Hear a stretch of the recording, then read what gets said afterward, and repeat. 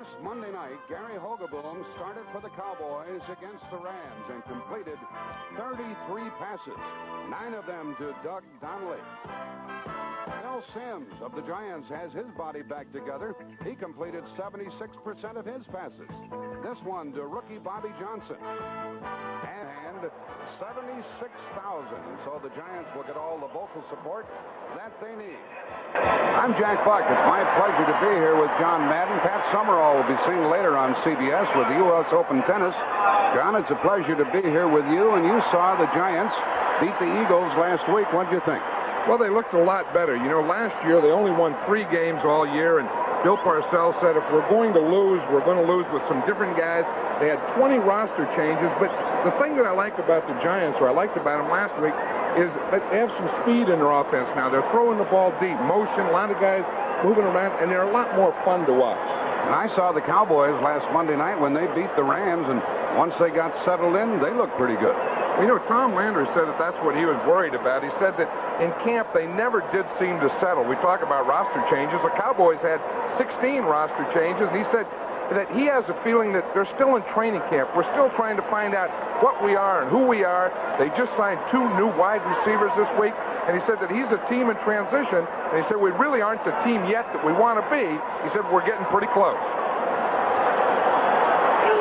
The Giants have won the toss, so Raphael Septien will kick it off. And the deepest man for the Giants is Butch Woolfolk, number 25, and a local favorite. He's from New Jersey. And very little wind to deal with.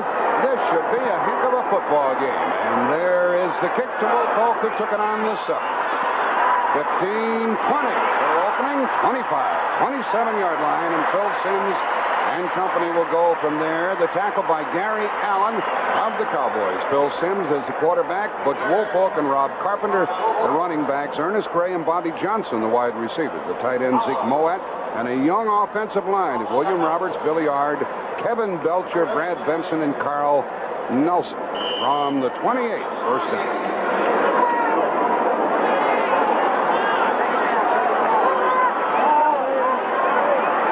Had a great game against the Eagles.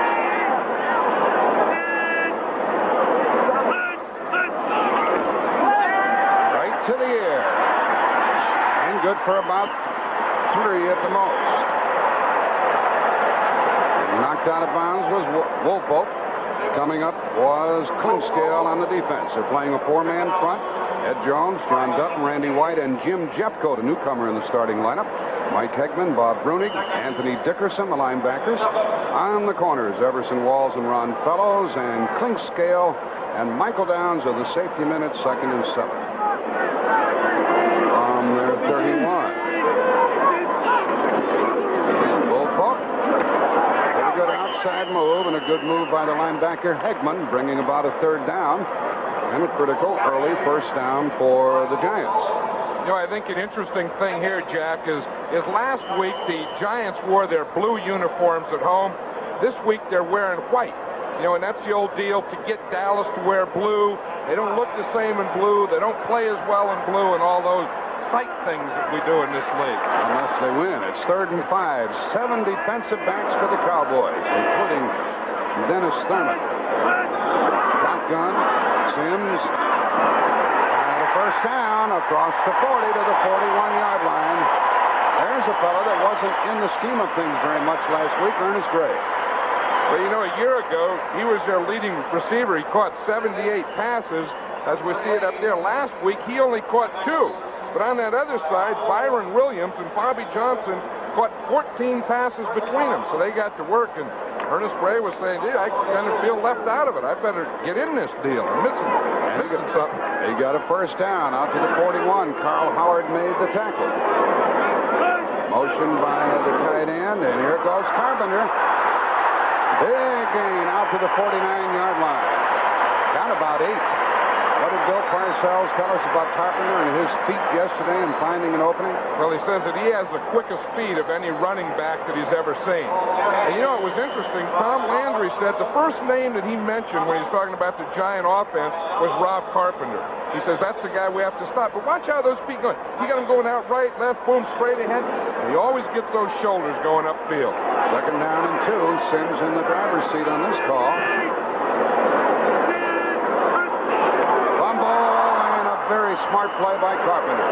It'll bring him about 3rd and 3, but Carpenter saw the ball and said, I want it. I think he probably wanted it before the fumble. I think the handoff was going to be to Carpenter, and he was watching that thing, saying he wanted it. It looked like it just slid right down Phil Sims's leg. 3rd down and 3.5. Let's call it 3rd and 3. The 7 defensive backs come in. Jones, Smerrick, Randy White, and Jeff Coat are up front. That's all you're allowed, isn't it? 11? 11. Needs 3. Look at the protection. First down to the 45-yard line. He found his tight end, Zeke Mowat.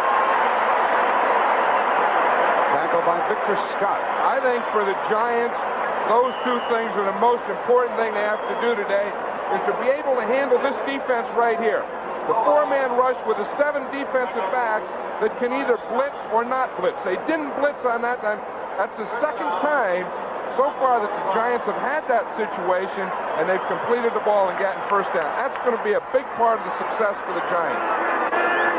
Bobby Johnson is one of the 2 wide receivers to the left, along with Ernest Gray. First down at the Dallas 45, and look at that pursuit and tackle by Randy White. You know, he didn't really make that many plays against the Rams Monday, but he made a big one there. Well, he just got to camp the week of the Ram game, practiced a couple days, started and played the whole game. And as Tom Landry was saying, you know, it's just not the same when you miss training camp. And I guess last week against the Rams, he strained his back. So he's having some physical problems. But heck, he has a lot of money now, too. You know, you can take a few more of those physical problems. I'll say. Second down and 13. Byron Williams, Ernest Gray are the wide receivers. A good pass protection job. That's incomplete. Ruled incomplete. Woolfolk had it for a while. He would have picked up about 8 yards on the play, but he coughed it up, and it's 3rd and 13. Brunig was covered. I think another important thing in this game, we have 2 quarterbacks starting for the first time this year. Phil Simms of the Giants, Gary Hogeboom on the other side. I've always felt that success breeds success. It's important that they get off to a good start, and Phil Simms is. 3 out of 4. Ball is at the Dallas 48. Extra backs come in for the Cowboys. It's 3rd down and 13.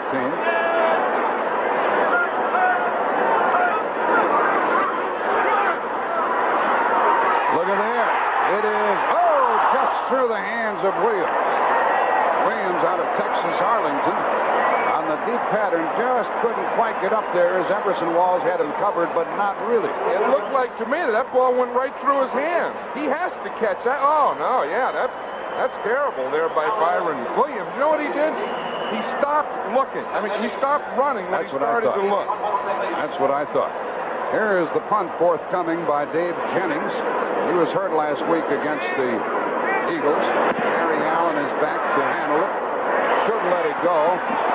Fair catch on the 13-yard line. Should he have let it go on? There's a flag down. There is a flag down. That was a 36-yard punt with no return after the fair catch. That was a tough one. We always had the rule the 10-yard line.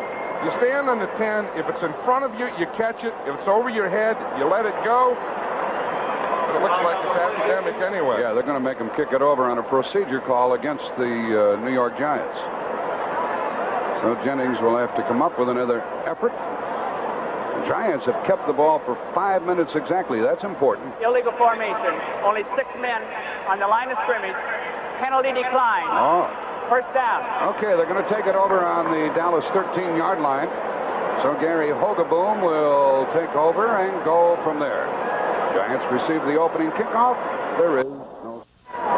Gary Hogeboom was knocked cuckoo in one of his first pass attempts against the Rams last Monday night. Dallas has Tom Rafferty, Herb Scott up front, Kurt Peterson, Jim Cooper, Bill Paz-Derrick.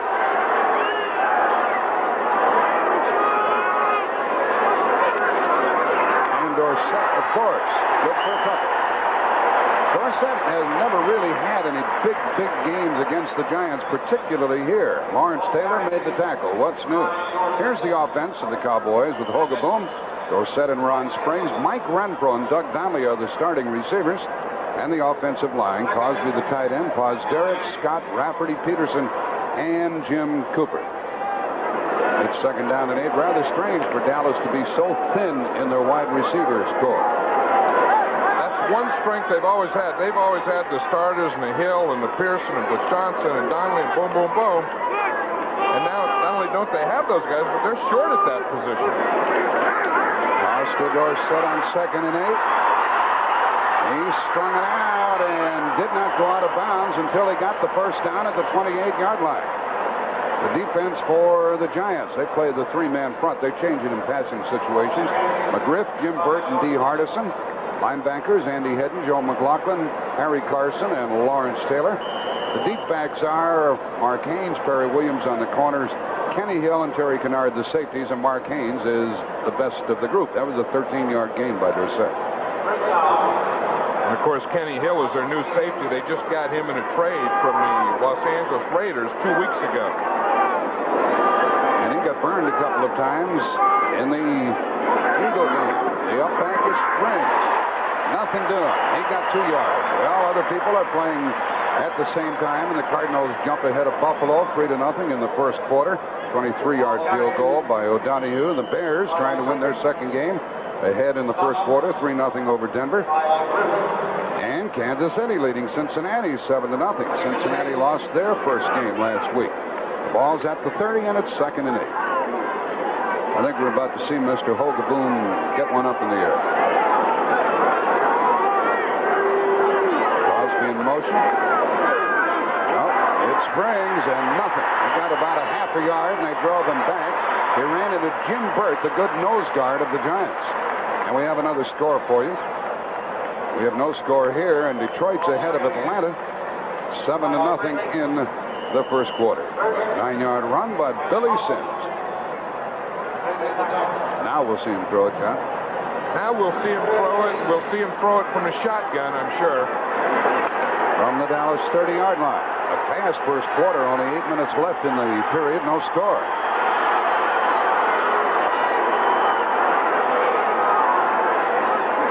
Leads to the left side. Hogaboom over the middle. Oh, just a step shy was the wide receiver, Ron Springs. Terry Kennard was covering. I think the old deal in the National Football League is right here that when you get a new quarterback starting, the first time he has to pass, you blitz him. Here we see Andy Head. You see he started from the outside, came to the inside. Hogaboom had Ron Springs beat. You see what happened. Hedden was right in his face. Danny White is the new punter. What with Jim Miller gone. And back to get it is Phil McConkey out of the Naval Academy. Low snap, and Danny handled it. And a line drive, and it could be returned, but he can't get to it. It goes out of bounds, and the Giants get it for the second time. There are no flags. The Giants get it for the second time after a 40-yard punt. 7:40 left in the first quarter, and there is no score. Sunday on CBS, we have a doubleheader for you. Many of you will see Chicago at Green Bay, or Atlanta, Minnesota, or St. Louis at Indianapolis. And the rest of the schedule for next Sunday, and some good matchups there. And Dallas plays their first home game. The Eagles will be their opponents. Giants travel to Washington. And the Rams and the Steelers. All of that next Sunday on CBS. Jimmy the Grit thinks that the Bears are going to win that division and be in the championship. Well, they're beating Denver right now, and that's where Pat Summerall and I'll be next week. We're going to go up and see those Bears against Green Bay. Carpenter with a rush of about 4.5 yards. And the tackle by Jim Jeffcoat. He's playing up front with Jones, Dutton, and White. You know, Jack, I think those Giants are right. You know, if you look at those Cowboys, they just don't look right in those blue uniforms. They don't look like Cowboys. Or, I mean the Cowboys, America's team, apple pie and ice cream and that stuff. They don't look right. They don't play. They try to do that to them everywhere they go on the road. They prefer to wear the white uniforms. Second down. Sims to little Morris. Joe Morris. He's hauled down for a loss on the play, 3rd and long. Bob Bruning had a good game last Monday night, and he started off in the right foot here. He's number 53, but he'll leave the field now as the extra backs come in. He's the one who calls all of the defensive signals for Dallas. Yeah, and he's like the defensive quarterback of the team. Let's watch that play again. The Giants put in Joe Morris. When they put him in, they want to sweep with him or stretch the defense. Now, he had to wait there for his guard, Brad Benson, number 60, and while he was waiting, Bruning got in from behind. 3rd down and 8. 3 wide receivers for the Giants. Look out! Oh, Sims was cool, and he overthrew his man. He tried to get it out to Ernest Gray. Incomplete, and so the Giants will punt for the 2nd time. Carl Howard, number 21, was covered. Here we can see it now. The Cowboys, the first 2 times, they ran that 4-0 defense, and they didn't blitz. Now, that time, they brought the 4-0, the 7 defensive backs, and they came on a blitz. The Giants didn't pick up the blitzer. Sims made a nice little move. Barry Allen is awaiting the punt from Dave Jennings. Pretty good. Coverage not too good. From the 30-yard line. 35. Out to the 38. I didn't think the coverage was very strong for the Giants. A 30-yard punt. Net. Well, they really didn't get off the line. You know, it looks like they waited a little longer. They didn't get a good jump on that coverage. Cowboys get it for the 2nd time. Pete Shaw was the tackler, and the Cowboys start from...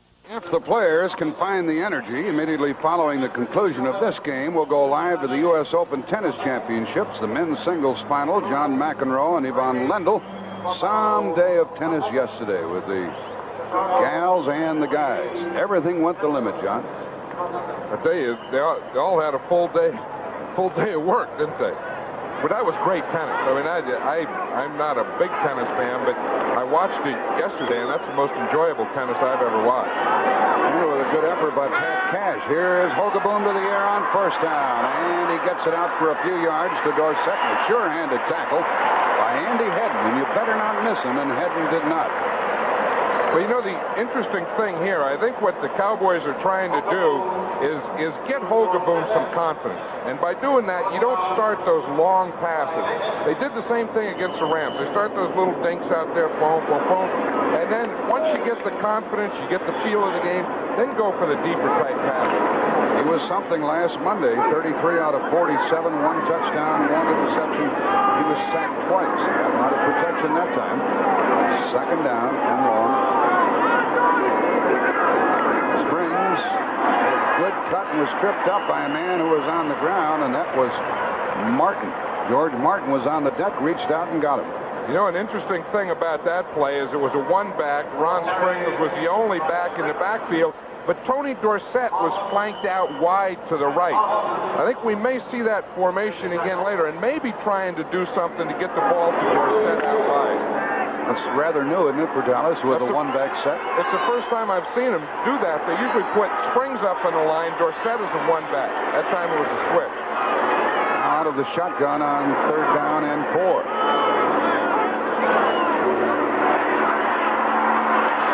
Oh, he's on the money. I mean on the money. And for a big guy, that Cosby has great hands. Tackled by Lawrence Taylor, who was trying to stay with him and really couldn't. That's that type of coverage where the linebacker has to stay man-to-man with the tight end. We can see Hogaboom here now. Watch him. He looks right out there to the left. He picks up Cosby right away. He said, that's who I want to go to. He's my number 1 receiver. I want to get the ball out there to Cosby. He watched him all the way. Jason Merrill was trying to get in there. Let's watch Phil Pozderac there. He's a left tackle. I'll tell you, he is a heck of a pass protector. Now, that's a good play. He just went, put his hands up there, Merrill went right down. Here comes Dorsett. Boy, what a nice lean he has, John. He can keep his balance, can he? I know. You hear all that talk down there in the sideline. They're talking about turning the corner and hitting and all that stuff. You know, one thing about Dorsett, though, is you watch him run, you never see anyone get those real hits on him. You notice that he's always leaning and moving and shifting, and you never get that clean, square hit on Tony Dorsett. And he got 5 yards. Last week he had some trouble on Monday night with those fumbles, didn't he? Fumbled 4 times. He did. They weren't square hits. And Dallas lost 4 out of 6 fumbles. Cosby goes in motion, 2nd and 5. in the middle of things and incomplete. He threw into heavy traffic that time. An aggressive play by the safety man, Terry Kennard. Well, I think one thing that the Giants are going to do is blitz Hogaboom today. Now watch, here comes Taylor here. He's as good a pass rush as there is in this league. You see that? He was against Posderick. Started to the upside, give him a little push, boom, went inside. And just as Hogaboom threw that ball, Taylor hit Hogaboom. Tom Landry was talking about the Giant linebackers. He said, they're good. He said, whenever you have Lawrence Taylor. That's all you need to make good linebackers. 3rd down and 5. Oh, did he get whacked? I mean, he got whacked.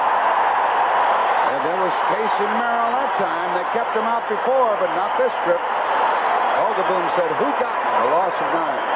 Well, the other guy I think there was Leonard Mitchell was there because there were 2 of them there. We're going to watch it from the outside. Here comes Merrill. He's on Posderick, but that time Posderick didn't get him down. Merrill got him low, and you see big number 70? That's 290-pound Leonard Mitchell ended up on top of Hogaboom. Like Leonard Marshall. Here's the punt by Danny White. McConkey lets it go, and it gets a Dallas bounce, and it's down inside the 15-yard line. We have 3:21 left in the first quarter, and we have no score. The Giants get it for the 3rd time. The ball is at their 12-yard line. That was a dandy punt by Danny White. 38 yards, no return. The team has had the ball twice. Each team has made 2 first downs. Each team has punted twice. Giants have it at their 12 in their 3rd possession. 3:21 left in the first quarter, no score. 3 scores after Sims' throw, wide open. And Ernest Gray picks up big yards, and that's a first down covered by Everson Walls. Well, what's going on elsewhere? St. Louis builds their lead 10-0 first quarter over the visiting Bills. Detroit trying to hand Atlanta their first loss 10-0 in the first quarter.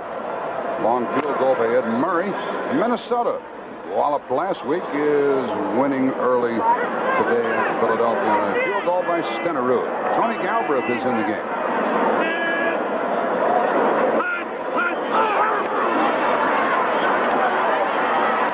Little comebacker.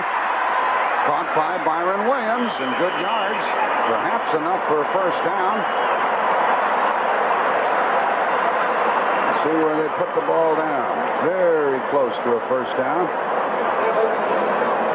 Very close. It is a first down, Jerry Seaman, the referee tells us. Anthony Dickerson made that tackle.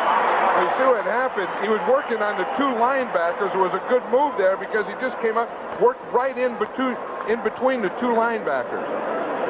That wasn't bad. But, you know, Tony Galbraith was in the game. He's a running back, a fullback, but he was flanked out here on the right side, and he was wide open deep. At the Giant 34. Motion by Johnson. And Carpenter with worthwhile yardage. He knows how to follow those blockers. He stayed right on their tail. Well, the interesting thing on that play is that blocker that he was following is Kevin Belcher, the center. Let's see if we can see that. I like that stuff. Now watch the center. He'll pull. See, he pulls to the left. Boom, boom, boom, boom, boom. Here he comes. Lead up, go up, go up. Make a block right there. Picks off Randy White. Carpenter's right on the side. I like, you pull your guard, you pull your tackle, pull your center, pull anyone. They don't know what's going on. You like that action, right? Yeah, I like the center pulling and stuff. 2nd down and 6. Another first down and more. Byron Williams. Hey, what a run. What a touchdown. What a touchdown. And listen to this crowd.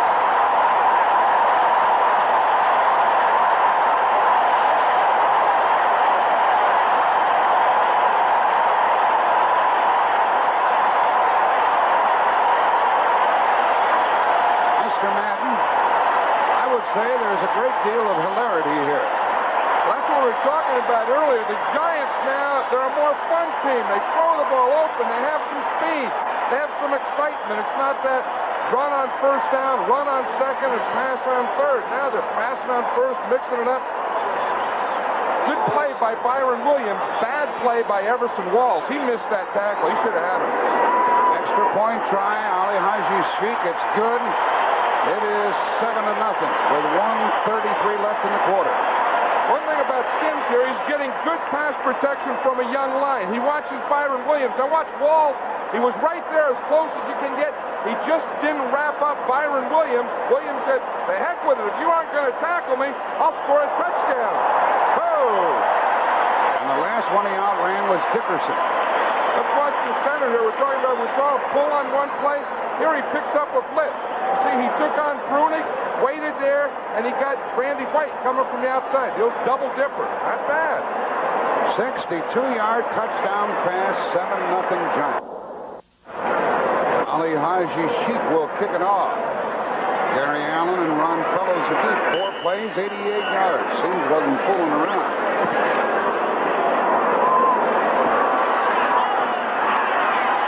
Fellows, big return to the 31-yard line. Let's watch the touchdown again. Now, here's Byron Williams. Now, watch this move that he makes out here. Walls is watching. Now, look, he makes a little hook. Now, instead of hooking and going, he hooks and he slides to the inside. Walls is right there. As he wraps his arm, Williams just springs him, keeps him right on going, turns up the field, 62 yards and a touchdown. Too bad he can't run. You know, the other thing that Tom Landry was worried about his defense is he said they didn't tackle well last week. They're starting out today not tackling well.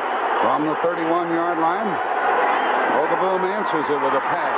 And incomplete. A lot of pressure. There were hands up in front of him. And the coverage was by Perry Williams on the corner, trying to get it out to Doug Donnelly.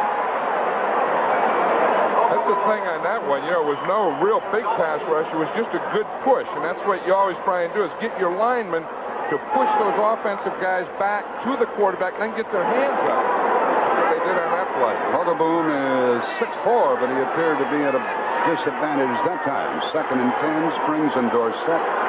Donnelly to the left along with Renfro. They split Springs out.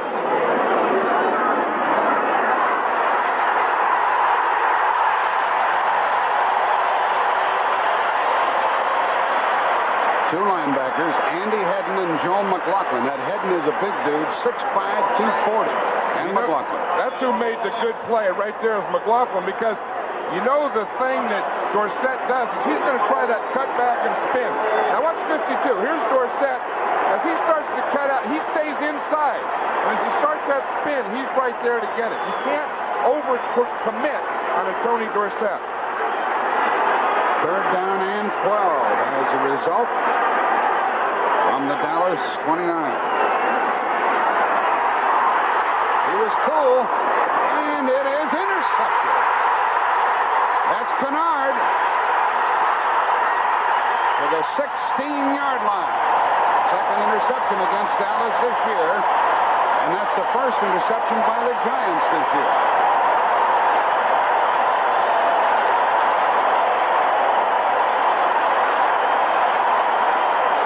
Talk about fun and emotion. They're way off, aren't they? I know it. On this play here, Hogaboom throws high. He's trying to find Ron Springs, number 20. Now watch, as you throw high, the problem is you're going to throw over your receiver's head and then right into Kennard. Kennard got a nice jump on that. We see the man-to-man here. Kennard is the deep guy. Now he's looking. He sees the ball. You see him come up right there? Right there. He gets a good jump. Springs is trying to catch it. He catches it going the other way. It's at the 16. Only 25 seconds left in the first quarter. Giants leading 7-0, trying to strike again. Why waste time? End zone, touchdown.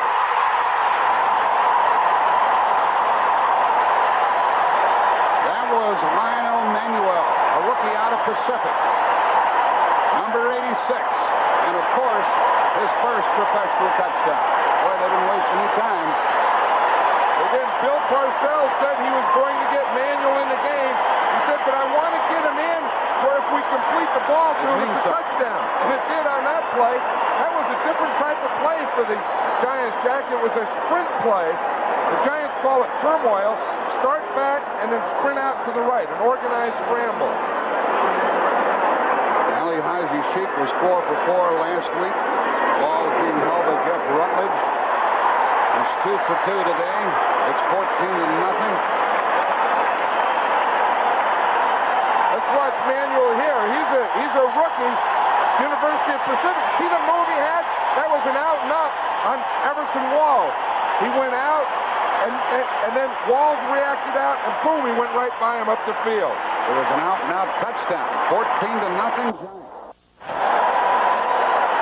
18 seconds left in the first quarter. One play, 16 yards.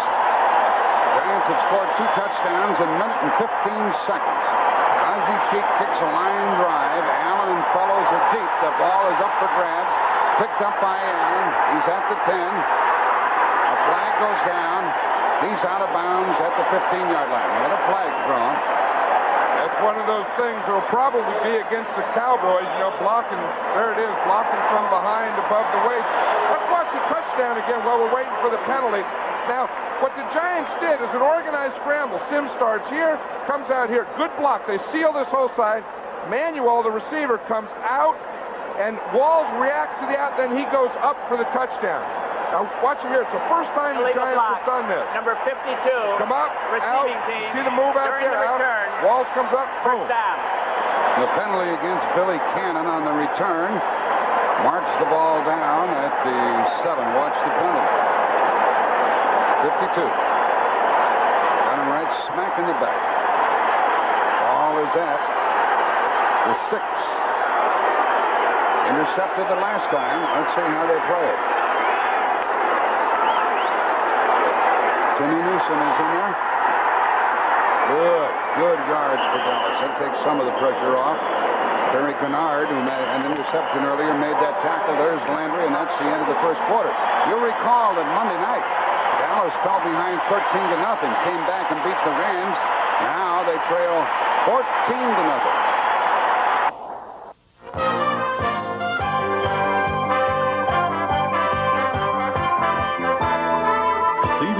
Sports coverage of the National Football League is sponsored by the new Chrysler Corporation. We don't want to be the biggest, we just want to be the best. AT&T computers from AT&T Information Systems when you've got to be right. And by Stro and Stro Light, fire brewed for smoother taste.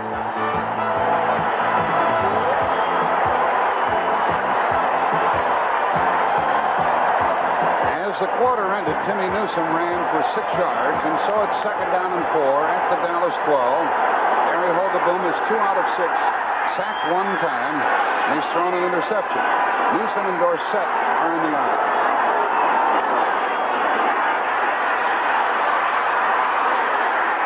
Now that's something. When you got a Dorsett in your lineup and Carson ran him out of bounds, you can pick up some yards and get a first down, which he did. St. Louis walloping Buffalo 17-0 in the first quarter. Lomax has passed for 2 touchdowns. The Bears are still doing well, 10-0 in the second quarter. McMahon a pass to Billy Galt. William Galt, why didn't you keep up with him, John? I'll tell you, he can run. And Tampa Bay leads New Orleans on a pass from Thompson to Armstrong. We'll keep you right up to snuff. And at halftime, while we'll get together with Brent Musburger and Irv Cross and Hank Stram, Phyllis, Jimmy the Greek, and the others, and we'll tell you all about the other games. Here's the first down, Dallas. A fake screen left and a screen right to Springs. He waited for the blocks, and he gets big yards across the 25. 2nd down and 1 coming up. A fine play with Carson on another tackle. That's the old double screen where you fake screen left to half, screen right to full. I like to call that stuff. Fake screen left. Let's watch it here. Here's Dorsett. He draws a crowd. He goes left. Fake screen left to half, turn, screen right to full.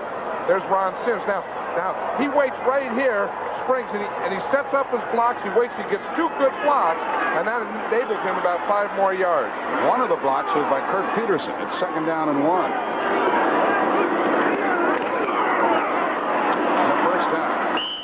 First down out to the Dallas 29-yard line. John, that pass that screened to Springs that picked up 9. was set up by the run of Dorsett. If you've got a back like him, you can do almost anything. Well, I think it's just set up by having Tony Dorsett in the backfield, and anytime he goes one way, you're always going to have a bunch of guys on the other team go that way too. That's a pretty good move coming back to Springs on the other side. Not as many guys. First down at the Dallas 30-yard line. Crosby, the tight end, is on the right side. Dorsett. Pretty good conduct. Good blocking. Good run. Out to the 40. Let's see where they mark it. It's going to be short of a first down by about a yard, so they're picking up big chunks. And here are scores of other games for you. The Eagles have caught Minnesota in the first quarter 3-3. Carson made that last tackle, by the way. And Kansas City still leading Cincinnati second quarter 7-0. And scoreless in the second quarter. New England and Miami, they always play tough games. Bill Parcells said, or was Tom Landry said, whenever you play in your own division, you've got your hands full. It's always so much tougher. He said, you know, you play each other twice every year, and you develop rivalries, and they know you better, and you know them better. He said every time they play the Giants, it's always a tough game. I think now he's down 14-0. He's thinking this is a heck of a lot more than just a tough game.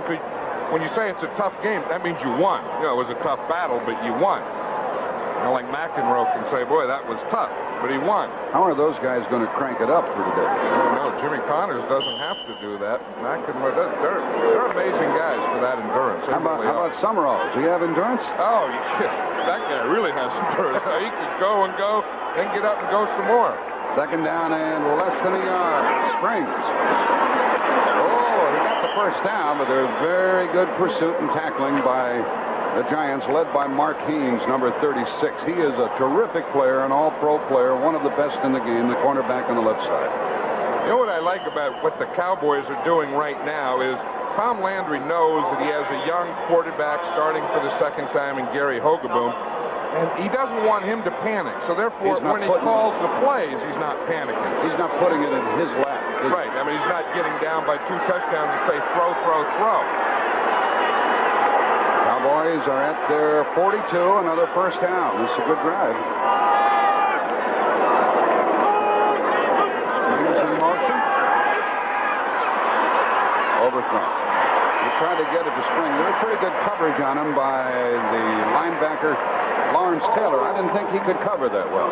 Well, you see what happened on that thing. You know, when you come back, he was looking deep, and then he had to come to a shorter receiver.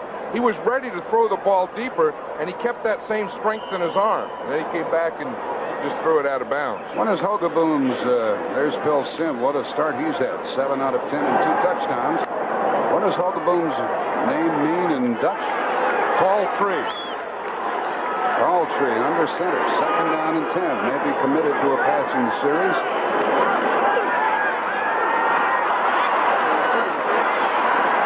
Good for 5 at the most, hauled in by Springs. Third down and 5 coming up. We have 12:20 left in the half. Giants are leading 14-0. McLaughlin and Andy hadn't made the tackles.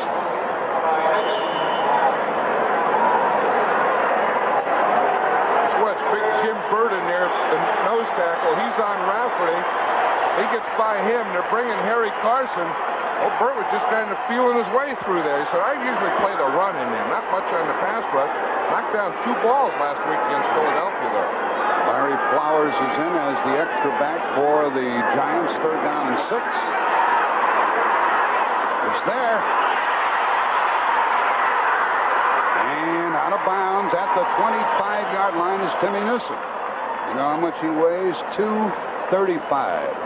A 29-yard play. Right, and he's a halfback. He's the guy that, you know, plays the tailback, and he plays out there in the slot and so on. We'll see him here. He's right on the left in the shotgun. He's what they call a wing. Now, watch one thing about Hogeboom. He does watch the receiver he's going to throw to.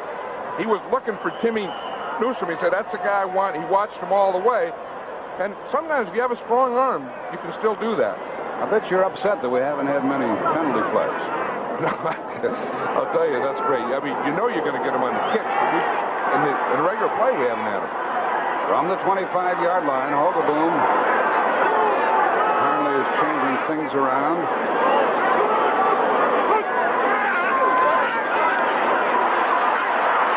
hole for Dorsett. He's inside the 20.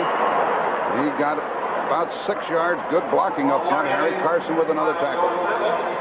And it's a good block also by the fullback, Ron Springs. We see the guard pull, the tackle pull, and they lead the fullback out there. You see they got boom, boom, and another guy out there. When they send Dorsett, they always send a lot of guys with him. You know, they don't. He doesn't go by himself. Dorsett has carried 8 times, 42 yards. Let's watch Springs. He was the lead block. Now watch him on Kenny Hill. He goes and takes that leg right out from under him. Here's a pass play on 2nd and 4. End zone. Is it there? And it is out of bounds. Incomplete. Incomplete to Doug Donnelly. He was covered by Perry Williams, and Hogaboom had to lead him that much. I'll tell you, Hogaboom looks like he may have hurt his right arm again on that throw. That was a heck of a throw to Doug Donnelly, but just as he threw that ball, he was hit from the blind side by Casey Merrill. He got up holding that right arm. And, of course, he was out during training camp with a bad elbow. 3rd down and 4 at the Giant 19.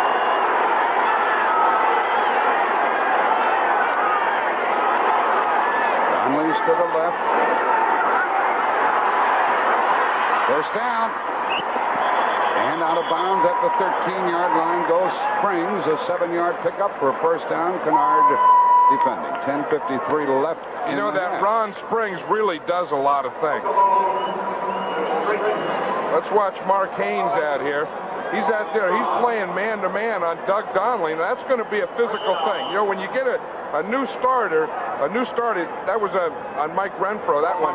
When you get a new guy starting, you want your cornerbacks to get up tight and hit him, and, you know, let him know that it's going to be a physical game. Ball's at the 13, and it's first down. Cowboys trailing 14-0. Up back, Springs inside the 10. Boy, they come at you from so many different ways, John. Well, Ron Springs does. I was talking about Ron Springs. We see him carry the ball that time. We saw him on a block. We saw him catch passes. I'll tell you, as a fullback, he doesn't run a lot as a fullback, but he sure does a lot of other things. Springs got 4. Curtis McGriff the tackle. 2nd and 6. Joe McLaughlin helped out. It's the 12th play of this drive. 10:20 left in the half. 14-0 in favor of the Giants. 2nd down and 6.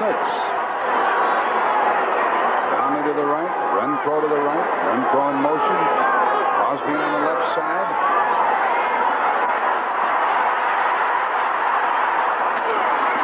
And short yards on that. Pickup of 3 yards.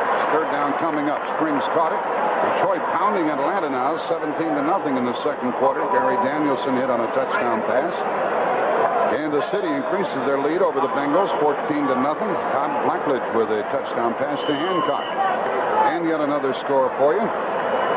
3-3 2nd quarter. Vikings and the Eagles.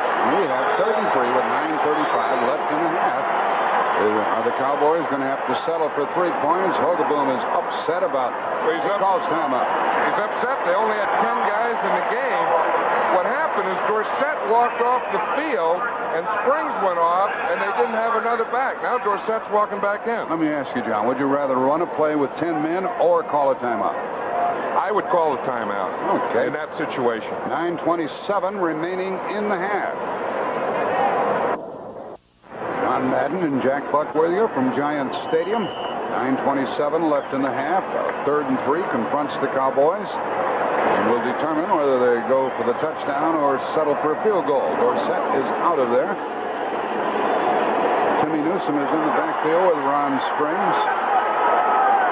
Renfro's to the left. Donnelly to the right. Where are you going to go, Timmy?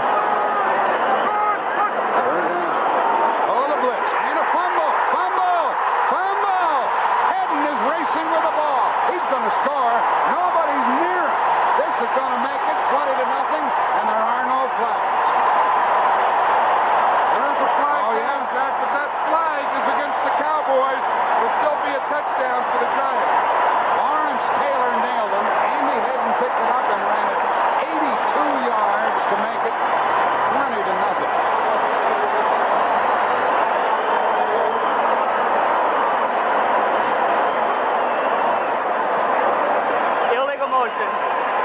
20. Offense. Penalty time. Touchdown.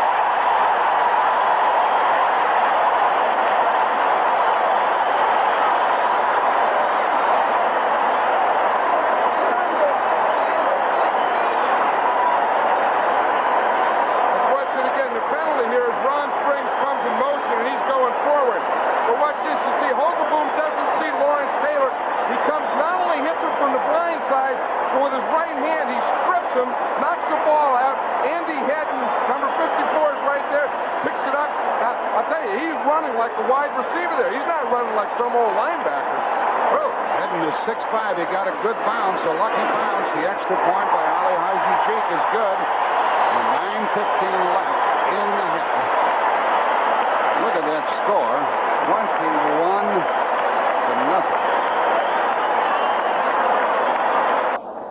Credit Andy Hedden with an 81-yard return of that fumble, and that's a record, folks, in the NFL. Ron Fellows is deep along with Gary Allen. Ali Haji Sheikh will pick it off. Very big hang time on that one, and they're going to try it. Allen is shy of the 20-yard line. He's at the 19, and Mark Haynes tackled him. Let's watch the whole play again, Jack. What happened is, as we see it here, all their guys lined up out here. Then they had to get Newsom to come back, and then Springs starts in motion, and he goes forward, and then he comes from the backside, Lawrence Taylor. Now watch how confused they are here. See, they start here. Now look, right now, stop it. There's no back in here. So now Newsom's going to come back. Now watch him. Okay, now he comes here. Now watch, now we got the fullback. Now Springs is going to start in motion. He goes forward. And then we start that. Now stop it here. No one blocks Taylor. He hits Hogaboom, fumble, Hedden. So the Cowboys had about as many things go wrong in that as you can. They should have blocked Taylor. The ball is at the 19. Hogaboom on first down. And Springs dropped it. Well, that's what he doesn't need. We said earlier that Landry was trying to call plays to keep the pressure off of this kid, but now he's in deep trouble. Now it's going to be tough to him because at 14-0, it was easier to do. Now as it gets to be 21-0, now he has to make something happen here before halftime. And I'm sure he's just thinking in terms of one, but he'd like to get that one. Hogaboom is 7 out of 14, 63 yards, 1 intercepted, sack place. That was Danny White. He was warming up, but not as a quarterback. He's warming up to punt. All at the Dallas 19-yard line.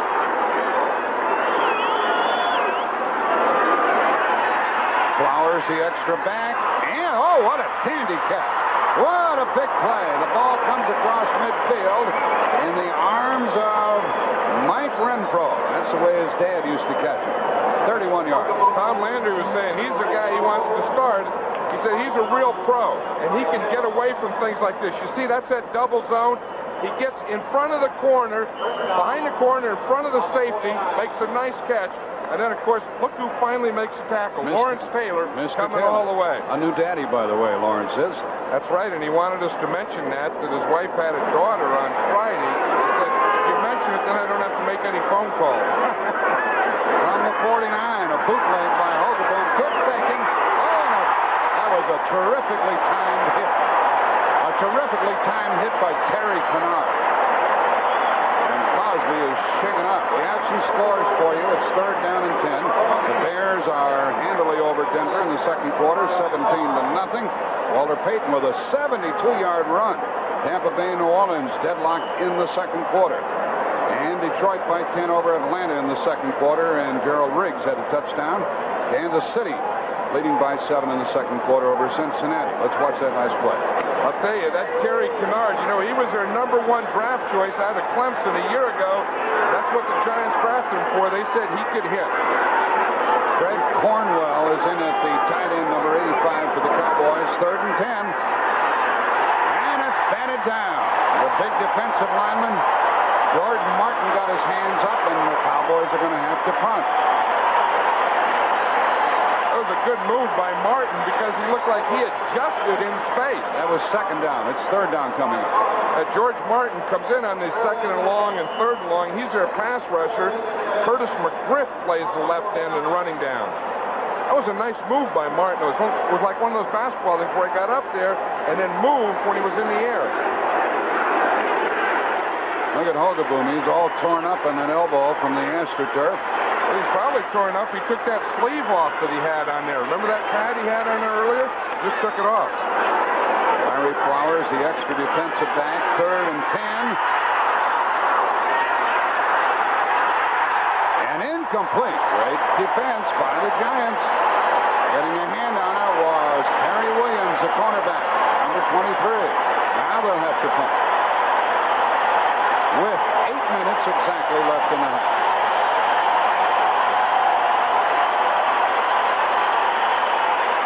Harry Williams is another one of those new Giants that can run. On that play, he was number 23 playing corner. He had help from a safety. Larry Flowers came over, so they got a double team on that deep ball. Danny White punting for the 3rd time, and Phil McConkey is at his 10th. White hangs it high. Coverage is terrific. And McConkey is right about the 15-yard line. There goes a flag, one of the few we've had. A 38-yard punt, a 3-yard return, and a flag. The tackle by Billy Cannon. Barry Seaman, the referee, arriving at the scene of the accident to tell you who did what. Probably against the Giants on the return.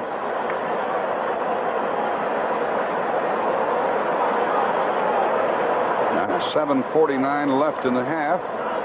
It's something more complicated than that, Jack. They're talking too much to just be one of those blocking from behind.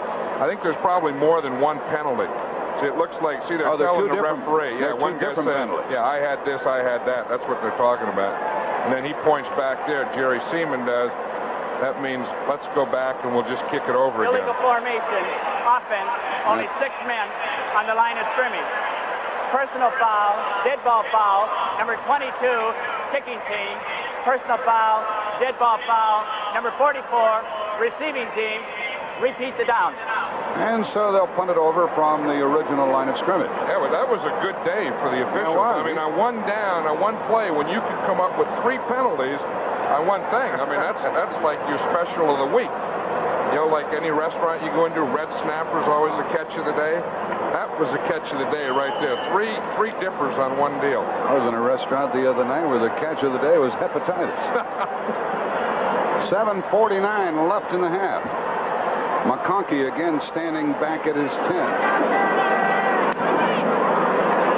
Another good punt. Anglings are out of bounds. Good Dallas bounce. Dandy punt by Danny White. Well, you got to say for him, he's doing his job, and he hasn't moaned much. He doesn't like it, but he hasn't complained. A 41-yard kick. And that's not the job he wants to do. He wants to be doing that other job.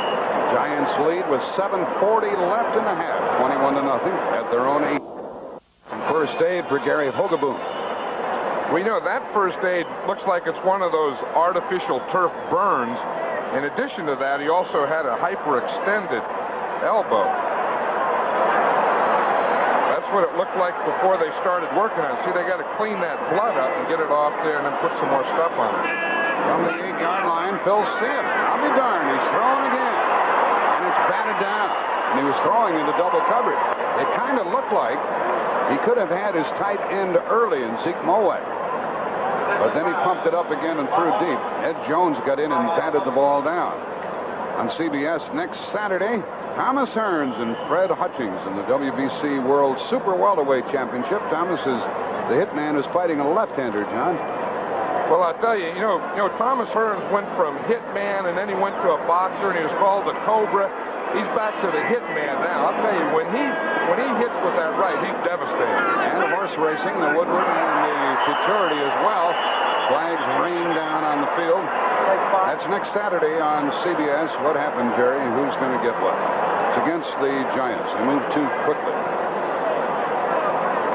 By the way, on that last play, that was the first offensive play by the Giants in this quarter. Tell you when you're causing fumbles and picking them up and running 80 yards with them, you don't need the other team out there. I was wrong again. It's against the visiting Cowboys. Number 72, defense. Still second down. It's the second penalty against Dallas and none against the Giants with 7:35 left in the half. That's strange. It's second down and 5. The New York 13.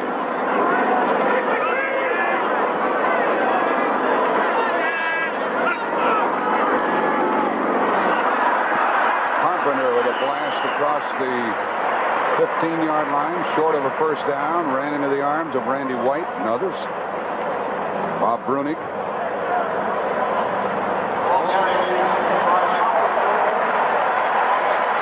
Little Joe Morris blocking.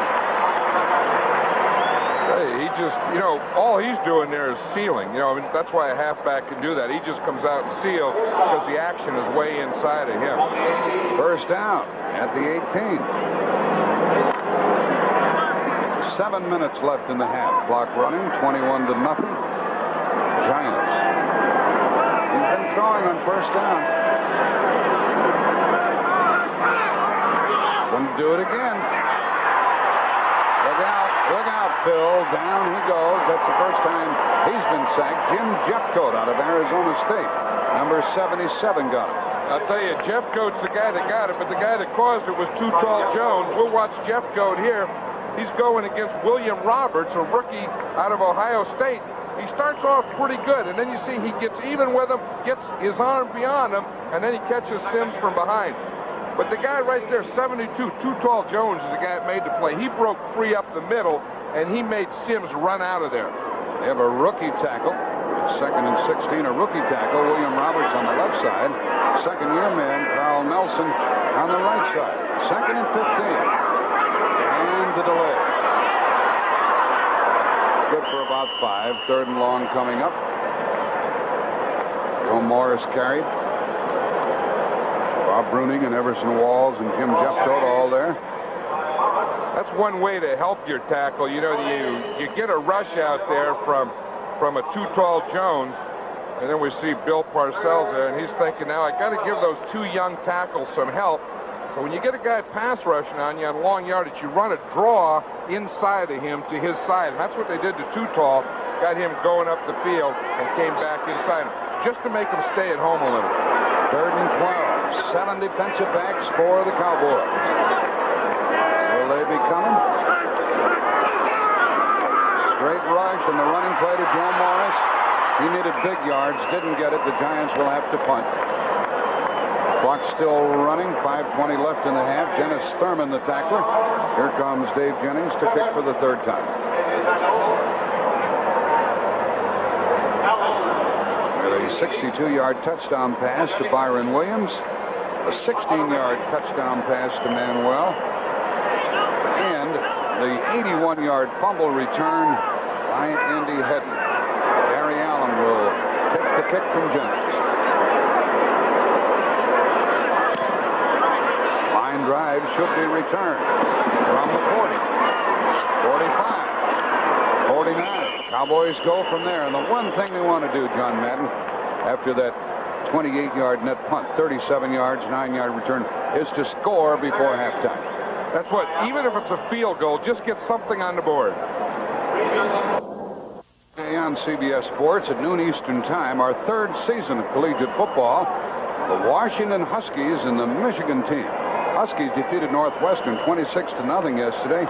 And what did Michigan do to Miami, the #1 team? And Michigan got them 22-14. I'll tell you, that was a big surprise. I knew that Miami was good. I didn't expect that much out of Michigan.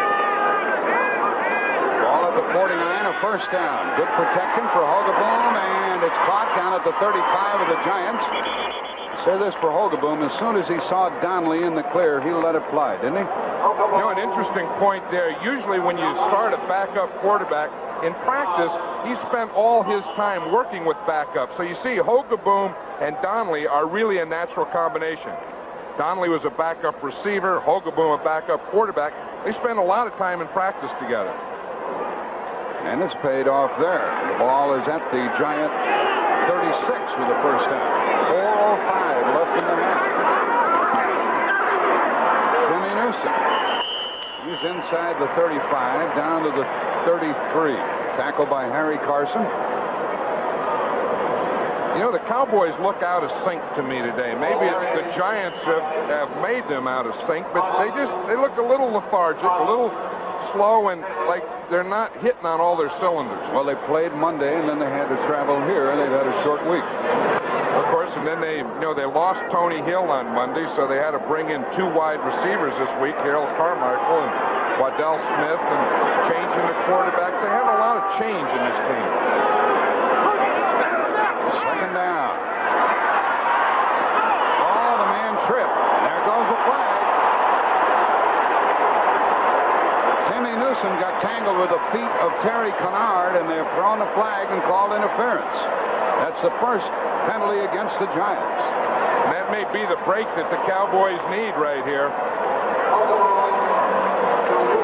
Let's watch it from the end zone. Now watch here. Kennard is just coming in there, and Kennard didn't trip him.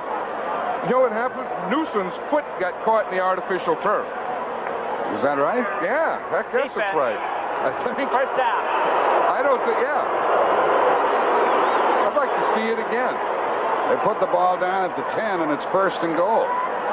Yeah, when he tripped, his left foot just got caught in the turf, I'm sure.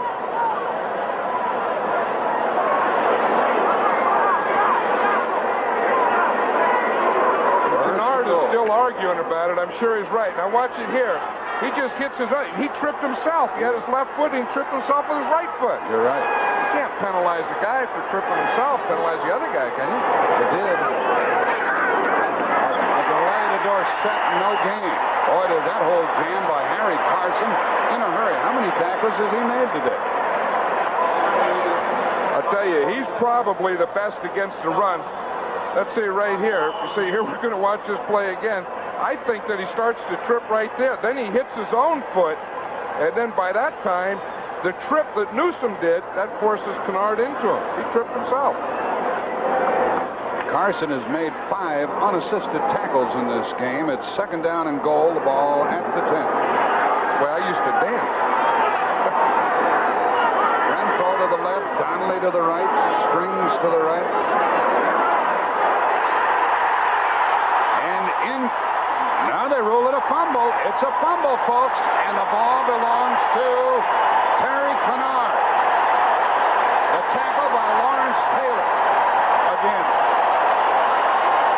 Taylor stripped the ball. Kennard came away with it. It was not ruled a forward pass. I saw one thing on that play, John.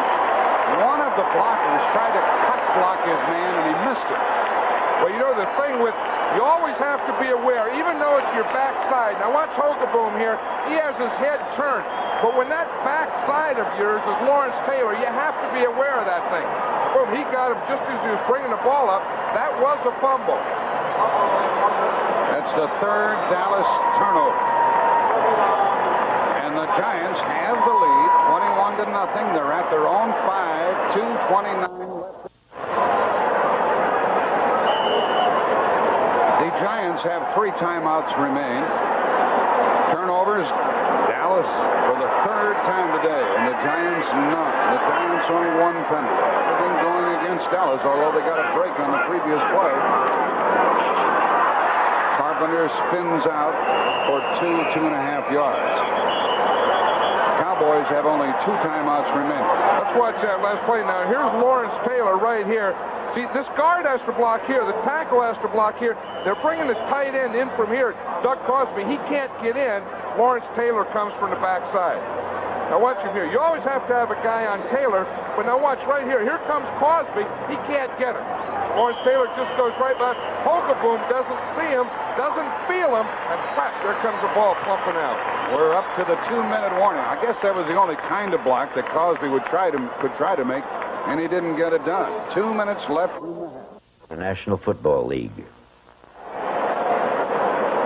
Giants leading 21-0. 2 touchdown passes and a fumble recovery. 2 minutes left in the half. Cowboys have 2 timeouts remaining. And the Giants have 3. The ball is at their 8, and it's second down. And 7 coming up.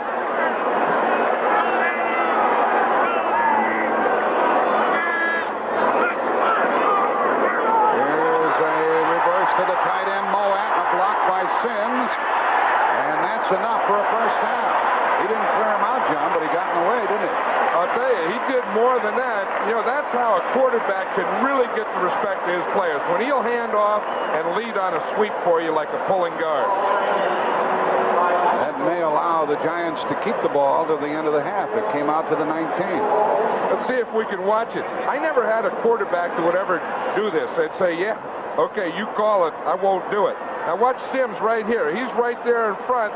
Watch him right there. He gets a little block there, a little roll block. You get down a little roll block. That's not bad. At least he's out there. On first down, little Joe Morris squirts forward for a couple of yards. You know, in that reverse play down there, John, you're handling the ball frequently. Carpenter carried that time.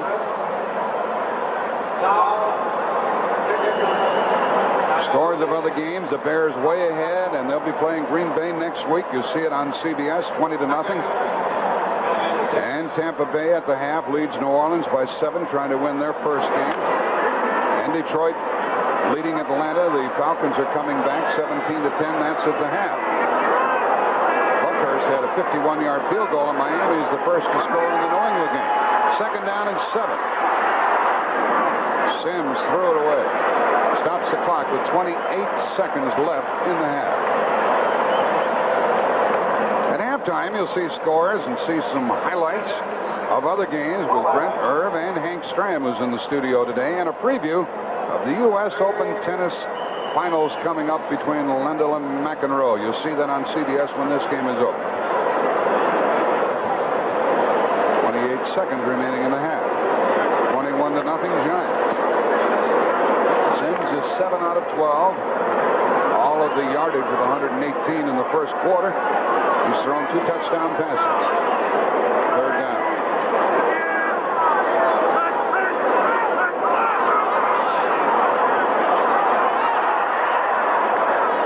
That's not enough for a first down. Morris carrying the ball, and now Dallas uses one of their timeouts. With 21 seconds left, they have 1 timeout remaining. Ed Jones made that tackle. I think what they probably want to do here is take a timeout, maybe go for the punt block, because they know that Dave Jennings is having some problems. Last week, of course, he injured the ribs and couldn't punt. And maybe they want to go for a block here and take a fair catch and maybe get 1 or 2 plays in here before the halftime. Because, as we said, being down 21-0, they'd sure like to get something on that board before halftime. So John Madden thinks they'll be coming. Jennings, who will be punting for the 4th time, he's averaged 37 yards a kick. Yeah, I would think the Cowboys have 10 men up on the line of scrimmage, and I would think they should bring 6 or 7 of them. Barry Allen is the deep man.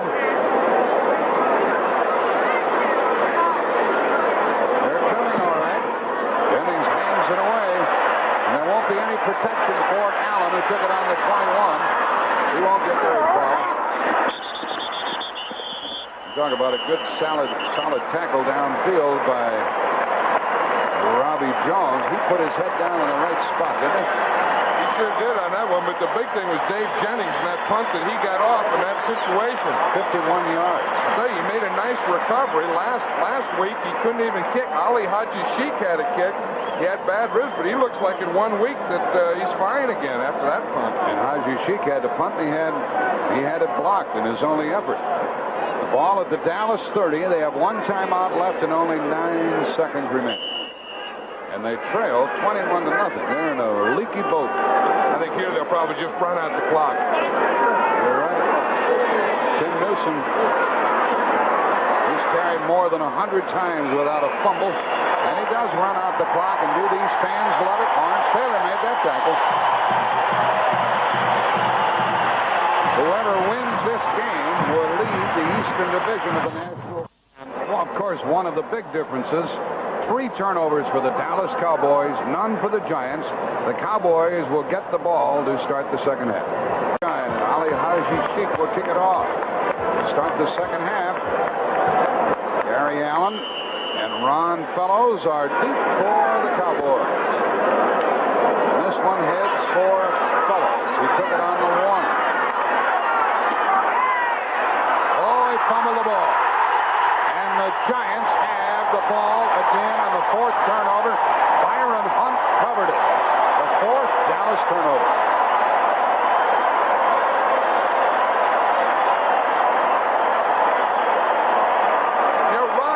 Was trying to make a move with his right arm. That's the good news. The bad news is he had the ball in that right hand. Watch him here. He hits in here. Now he's going to spin. Now watch the right hand come up over. You see, he started to move the right hand up as he moved, and the ball went right up with it, right up his shoulder pad, and there was Byron Hunt. Tom Landry's looking up and saying, what bad could happen next? Kenny Daniels stripped the ball for the Giants. Byron Hunt got the recovery at the 18-yard line. Looking for a quick one. End zone, heavy traffic. Touchdown. It was the tight end going up to get it. Zeke Moat. Isn't this something? 18 yards.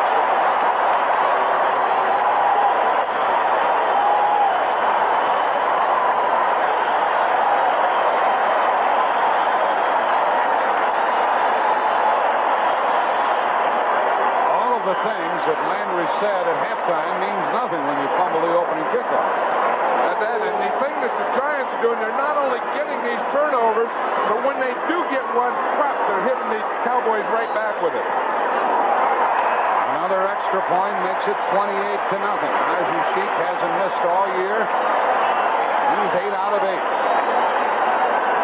Let's watch the touchdown. Now Zeke Moat is the tight end.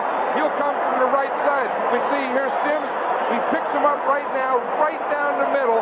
Moat was right there, and he had Dexter Clinkscale, the strong safety, man-to-man on him. Watch Sims. I'll tell you, he has emotion. He's like an old nose tackle in there. You love it. It only took 16 seconds off the clock here in the second half, and the Giants have 7 more points and lead 28-0. Haji Sheik kicks to Fellows or Allen. And they're going to down. You know, the Giants have struck in a hurry when they've had the football. Boy, it's frustrating. Well, let's watch it and see how they struck. We're going to see Moat as the tight end here. Now, because the Cowboys are blitzing, the weak safety has to come over here, Downs, and play man-to-man here. So Moat gets man-to-man right here on Dexter Clinkscale, right up here and into the post with no help in the middle. But it's really just a good pattern and a good throw. Now see, the motion gets him here. All 4 of those defensive backs of the Cowboys are man-to-man. Clinkscale is the man working on Moat. Moat gives him a little inside, then boom, right there in the middle for the touchdown. No help in the middle because Downs was also playing man-to-man. Back to live action from the 20-yard line. Springs in motion and a give to Dorsett. And he gets a first down out to the 31, and Carson ran him out. Dorsett 11 yards, and he's run 10 times for 53. That's what we were talking about earlier. You know, not only have the Cowboys had miscues, but once they have, then the Giants have taken advantage. 3 touchdowns as a result of an interception and 2 fumbles. And that other fumble was when the Cowboys were going in on the 5-yard line. So that's a heck of a lot of deal there. And the Giants, when they got the ball, scored in 1 minute and 48. They scored in 7 seconds. They returned the fumble for a touchdown, then scored in 5 seconds. Well, coaches say, make something happen. I think that's what they're talking about. Pass to Cosby. And he is out near the 39-yard line and smacked down by McLaughlin, and we have a flag. And that's going to stop the Cowboys and negate that game. Everything's going wrong for Dallas. Going to be offensive holding against the Cowboys, and referee called that. It happened right in front of him as he was watching the quarterback. Referee's Jerry Seaman, number 70. That's a bad number for Jerry Seaman. He should be like number 2. Holding number 61, offense. You see, if you're number 7, you ought to say, holding. Not like that. Rick Stewart is the umpire. Leo Miles, the head linesman. Bama Glass, the line judge. The back judge is Paul Bates. Wayne Gandy, the side judge. And the field judge is Jack Vaughn. There's Tom Landry, and he and his club are in trouble. First and 20. At the 20. Only a few for Dorsett.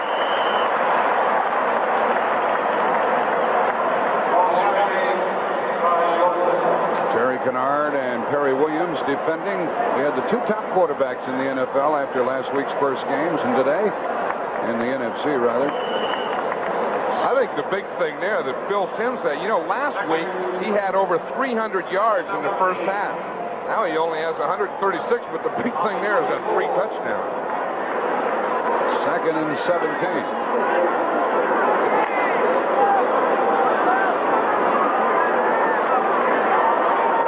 The extra back is Larry Flowers for the Giants. Hogaboom out of the shotgun. And incomplete. Reaching for it, unable to get it, was Ron Springs, covered by Lawrence Taylor. In scores of other games, the Bears are having a good old time trying to win their second game, 27-0 at the half, over Denver. And Cincinnati has caught Kansas City in the third quarter, 14-all. St. Louis leading in the third quarter and shutting out Buffalo 24-0. Tampa Bay trying to win their first game, leading 13-7. Lawrence Taylor went out holding his side. Third down, 17. A whistle stops play. That was before the snap and probably delay, although I wasn't watching the 30-second clock.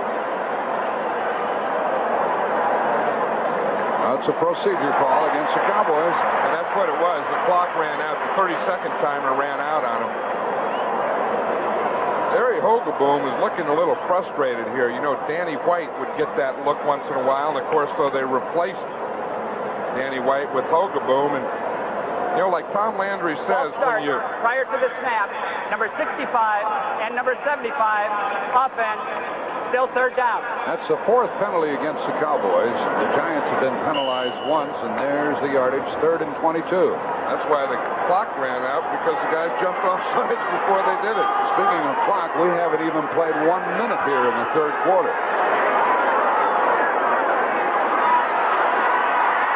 Screen. Need big yards. And Timmy Newsom cannot get it. Short of a first down, the ball came loose. But it was whistled dead, and it's 4th down for the Cowboys, who will have to punt. Let's check Lawrence Taylor along the sideline. He's hurt. When he comes out, you know he's hurt. It's like his shoulder. They're checking up underneath his right shoulder pad.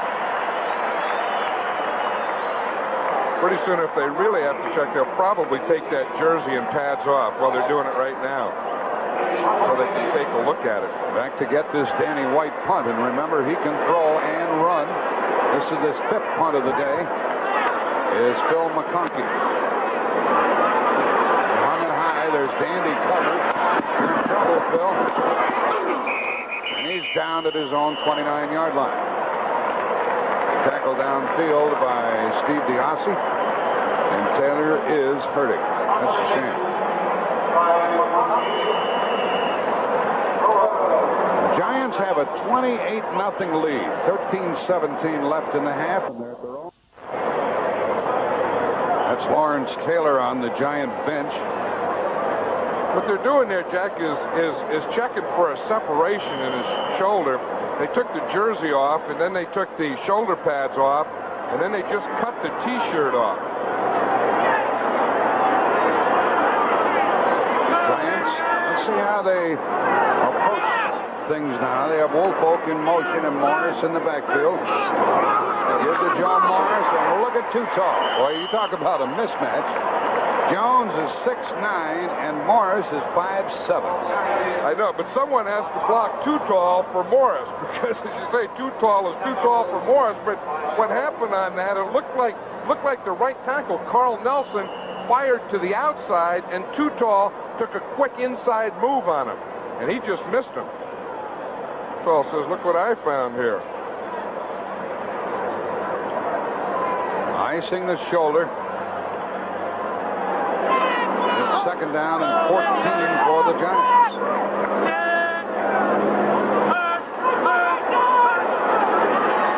Sims not sitting on it, and it is dropped by the tight end, Moad. And now for an NFL Today report. Let's go to Brent Musburger in New York. Jack, no one throws the long pass any better than Bartkowski of the Atlanta Falcons. Pump fake, White Shoes Johnson breaks long down the left sideline, touchdown pass, and Atlanta has tied Detroit at 17. Back to Jack and John. Detroit trying to win their first game, and Atlanta trying to win their second. Third down and 14 at the New York 25.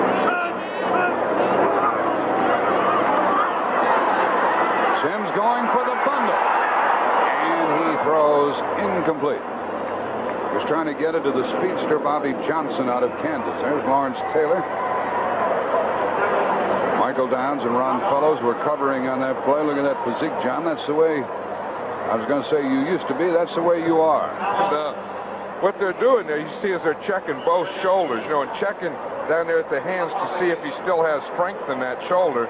Then they compare the right to the left. Dr. Russell Warren is tending to him. Here's a line drive punt. Allen takes it at the 30, 35. He spins out to the 40, and the ball came loose, but he is down at the 40-yard line. The Cowboys will get it there. We don't need any more fumbles in this game, do we? Well, the Cowboys don't need any. They would like to get some from the other team, though. That was a 45-yard punt, a 10-yard return. The Cowboys are at their 40 and trailing 28-0. It's 28-0. They're trying to get Lawrence Taylor back in the game, aren't they? They are. They're taping him now, and that's what you call a donut that they're putting on there. It's a piece of sponge with a hole in it. The hole goes over the injured part.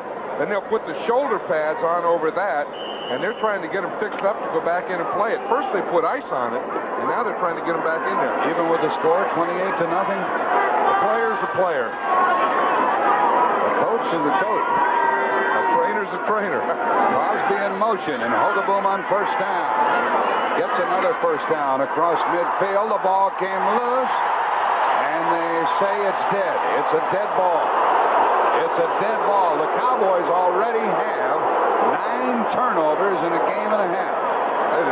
And they came very close to having another one there, but the Giants are causing a lot of that.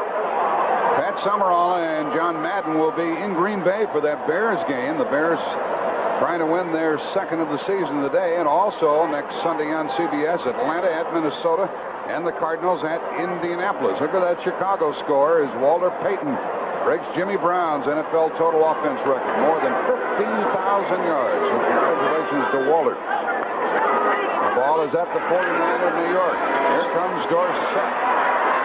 He's something, isn't he? He's something. Another first down inside the 35. Here's the rest of the schedule for CBS next Sunday. The Saints at San Francisco, the Eagles at Dallas. That's the debut for the Cowboys at home. These Giants go to Washington, and the Rams play at Pittsburgh. All of that action on CBS next Sunday. Putting the jersey back on, give him a slap in the back and say, go get him. Yep, he'll be back in there. The report from the bench is that he had a shoulder bruise. They were checking for a separation. It wasn't separated. Put the pads on. He'll be back in. I'm sure he'll be back in this drive. Dorsett ran for 15. He's carried 12 times, 71 yards. Springs and Newsom are in there now at first down at the 35. More big yards inside the 25. That's another first down. Doug Donnelly caught it. That's what we're talking about here. I don't think you can give a receiver this much room. You see the corner back there, Mark Haynes, he's way off. Donnelly just pushes up. He just cuts in front of him. Haynes has to stay off there. He's waiting for his linebacker help, Andy Hedden, that doesn't get out there. Does the score have anything to do with the way they're playing it, John? I don't think so. I think when you're a team like the Giants, you only won 3 games last year. It's a new year. You go after it. 23-yard line. Screen pass. And this will get some with Springs carrying to the 11. That's another first down, and the Cowboys are rolling as we know they can roll. Terry Kennard, the tackler. Did you notice one thing, though, Jack? They're rolling a little easier when Lawrence Taylor wasn't in there. I forgot about that. That's kind of like those mice play when the cat's away. They get him out of there, and they start. This would be Lawrence Taylor's side. Now they throw a screen pass out here to Ron Springs. This would have been Lawrence Taylor right there instead of Byron Hunt. Byron Hunt is playing that spot. It's a first down at the Giant 11-yard line. You're not going to shut these Cowboys out, are you? I don't think so. I mean, they just have too much firepower to be shut out. They've run 4 plays, 4 first downs. Motion by Newsom and a toss to Dorsett. A good block by Newsom and down to the 5. He got 6. Run out by Kennard. 2nd and 4. And they get that 1 score, John. You don't know what's going to happen. Well, that's the thing that you always have to get. You have to build on that first one. And sometimes you start thinking in terms of having to get 3 or 4, and you just get frustrated. Been impressed the Cowboys have really stayed with just trying to get first down. Lawrence Taylor preparing to come back in. Oh, yeah, when they get those shoulder pads back on and that stuff and that look in their eye, man, he'll put that helmet on in a minute and he'll be right back out there. Ball's at the 6, 2nd and 4.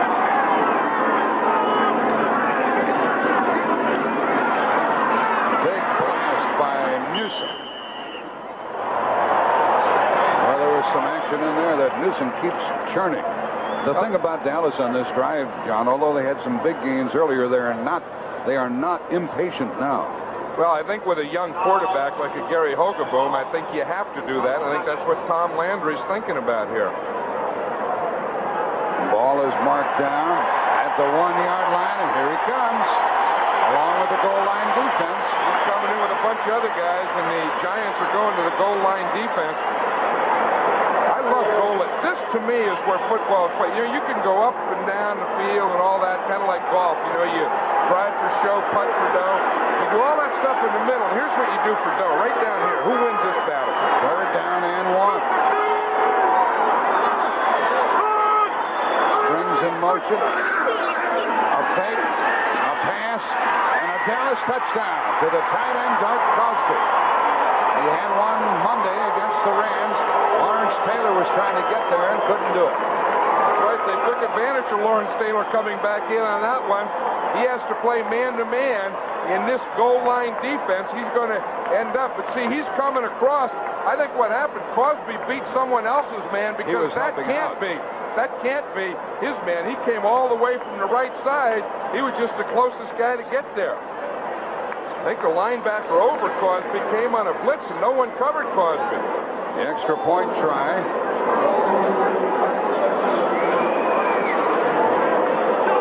And it's Rafael Septien. Hogeboom holding. The very, very important extra point, which frequently we take for granted. We have 8:48 left in the 3rd quarter, and you'll see a spirited Dallas defense going after the Giants now.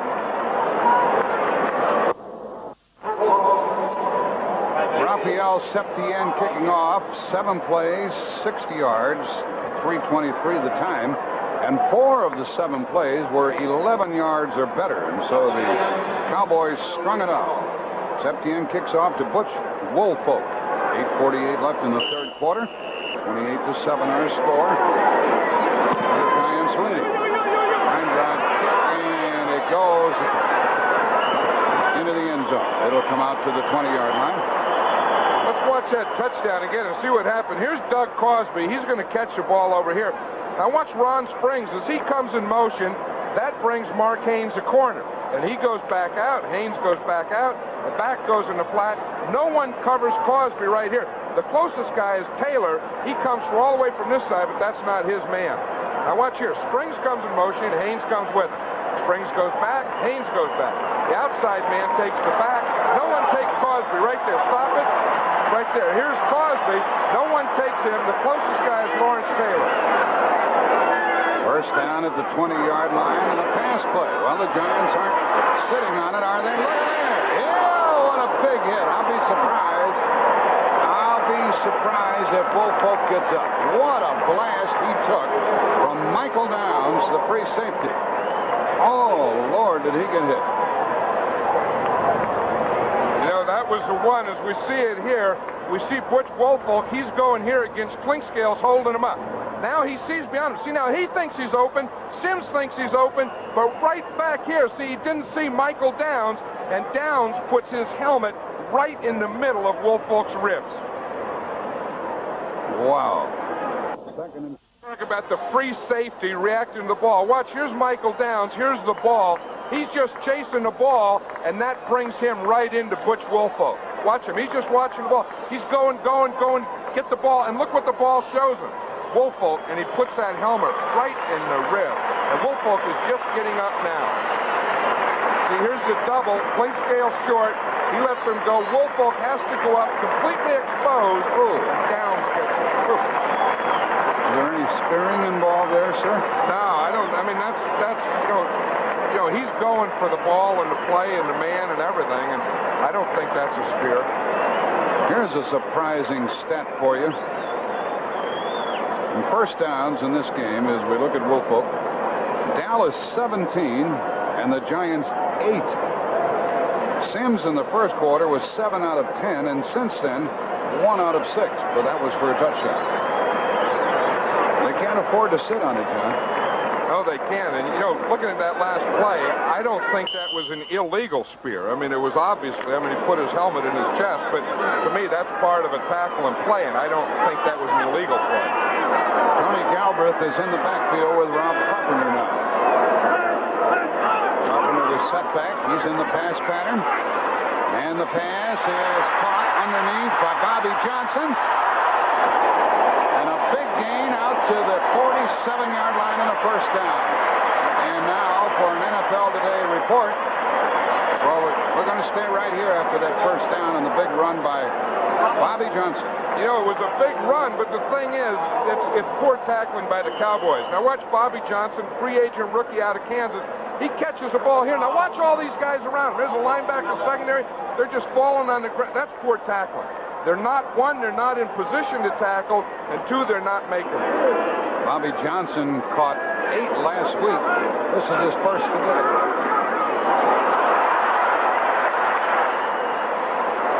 And now for an NFL Today report. After Carpenter carried, let's go to Brent Musburger in New York. Jack, it is 2nd and 11 for the Lions. A controversial pass interference call has given them an opportunity to regain the lead in Atlanta. Danielson to Leonard Thompson, touchdown. And now the Lions lead the Falcons 24-17. Back to Jack. Here's our score with 7:22 left in the third quarter. It's 2nd down and 4 for the Giants as Carpenter ran for 6. Carpenter again. First down. Let's check Butch on the bench. He's hurt. Yeah, he's on the golf cart, and that means that they're taking him in. What they'll do now is every stadium in the NFL has an X-ray machine. So I'm sure they're going to take Butch Woolfolk in, and they'll take the picture of those ribs. Carpenter has carried 8 times for 40 yards, averaging 5 yards per carry. Look at that first down figure that we gave you a moment ago. Giants are trying to even that up. 6:40 left in the third quarter. First down at the Dallas 41. Carpenter again. He loves it. And he carried for 6 more. This is where Carpenter is at his best, when the defense gets a little tired, you know, and then you get in that second half, he has that strength, he has that good size, big shoulders, those quick feet, and then he's a little quicker right now than the defense is. Because they've been out there in the field, they're a little tired. There goes Butch Woolfolk. Again, he'll go in now for x-rays in the locker room. Randy White and Jim Jeffcoat made that last tackle, but that's the 3rd straight time that Carpenter run for 6 yards. Motion by Williams. And this running play makes it very close to the first down as Carpenter carries once more and Ed Jones tackled it. Bill Sims just saying that's all we have to go. Look at the Cowboy flex. You know, this is their run defense. We see 78 Dutton is up. You see 2 tall move back. That's the flex. Randy White is back off the line, and Jeff Cote is up on the line. So they have alternating guys up and off the line to play the run like a piano. Mark Tuinay comes in to help with the defense on 3rd and 1. The ball is at the 32 of the Cowboys. 5:10 left in the 3rd quarter. Carpenter gets a first down. He didn't get it by much, but he knew where to put the football before his knee went down. Victor Scott covered him, number 22. First down. I'll tell you, Victor Scott just hung on to Rob Carpenter there. It looks like he's limping a little. You know, he had a bad knee last year. But watch him. Here comes Andy Head, and he's a linebacker who plays on offense on short yardage. But watch, there's a lot of space out there. Now watch, just as he starts, here comes Scott. He just gets a jersey, and I think what happened on that play, I think Carpenter's knee went out on him more than Scott pulled him down. First down at the Dallas 30-yard line. Aldrich is the tailback now, and there's a 5-yard penalty against New York. Moving William Roberts, the rookie out of Ohio State, moved. Let's check some scores of other games. We have 28-7 here with the Giants leading, and the Cardinals still shutting out Buffalo 31-0 in the 3rd quarter. Number 66. Tampa Bay trying to win their first game out in front 13-10 over New Orleans in the 4th quarter. Kansas City regains the lead in the 3rd quarter. And another touchdown pass from Blackledge. Miami by 14 in the 3rd quarter. Marino to Clayton for a touchdown. And now it's 1st and 15. Joe Morris, Tony Galbraith in the backfield of the Dallas 35. Little Joe Morris made a big move and spun for about 3 yards. Well, you can stop and turn and go, can you? It's one of the tough things, though, with running a little running back inside. If he gets through cleanly, that's good. But if he doesn't, there's a whole bunch of those other guys jumping on him. They like Morris because he can get outside better than any of their other backs. And usually he goes in to run those outside plays, as Bill Parcells says, to stretch the defense. Michael Downs and John Dutton were the defenders. 2nd down and 12.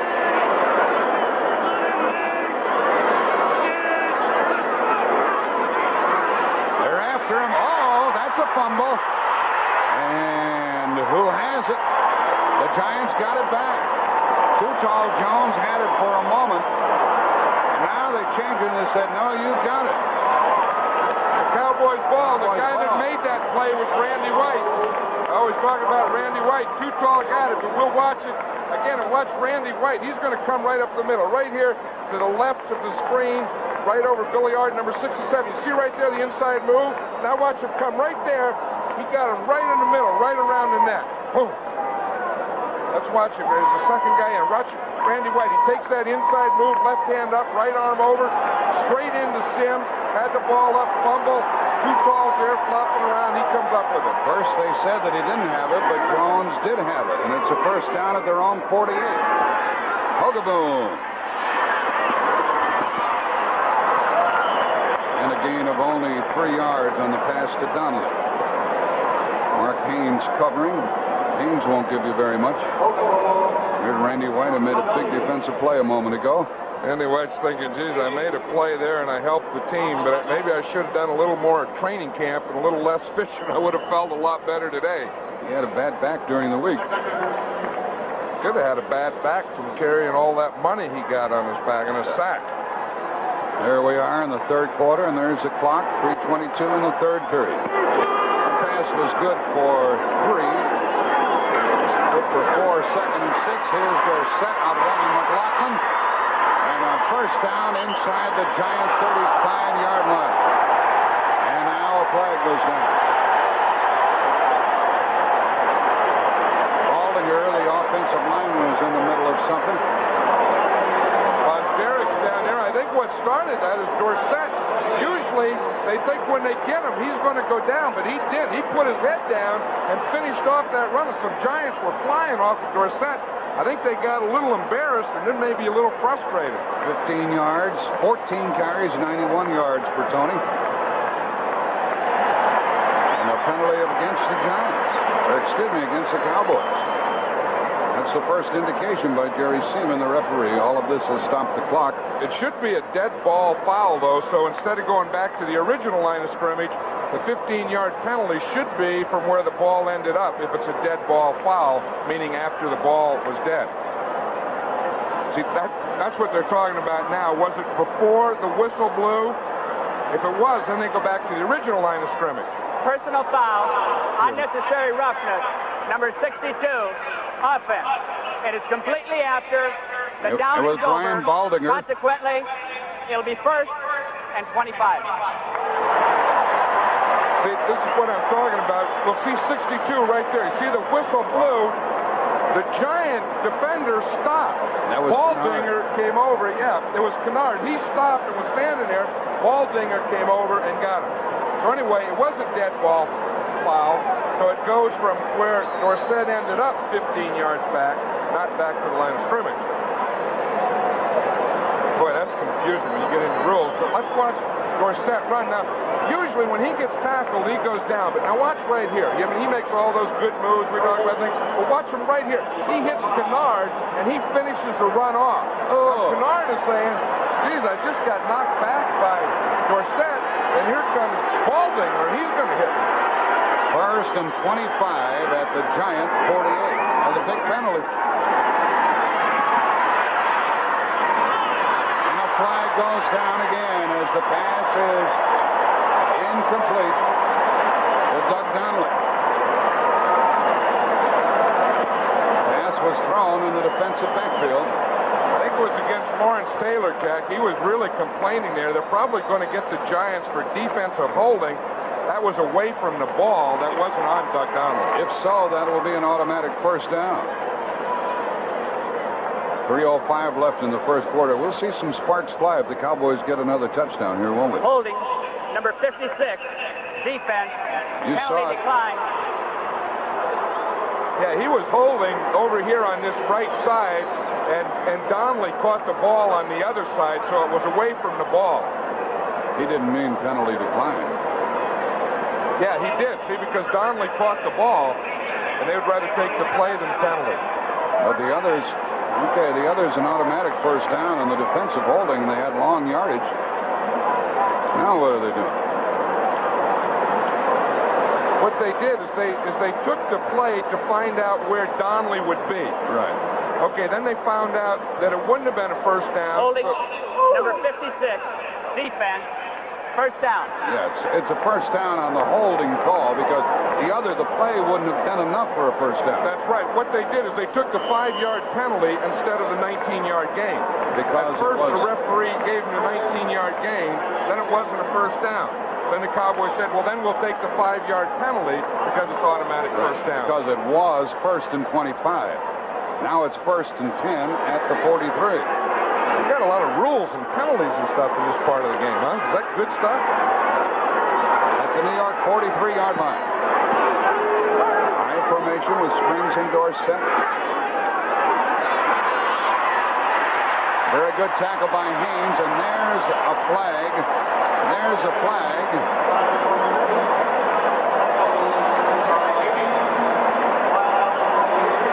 And here's a call against the Cowboys. Donnelly was trying to block Haynes, and he grabbed on. Hey, the Cowboys are going nowhere fast, aren't they? They started a pretty good move, and then they have penalties, and the Giants get a penalty, and they come back, boom, boom, boom. This would be a penalty of 10 yards and make it first and 20 again. And sometimes you get sloppy play as a result of frustration. Holding, number 83, offense. That's Donnelly. So it's first down and 20 after they mark it off. By the way, you see this year, the umpire marks off the yardage, and that speeds up the game a little bit as the referee tells all of us what the interpretation was. It's first and 20.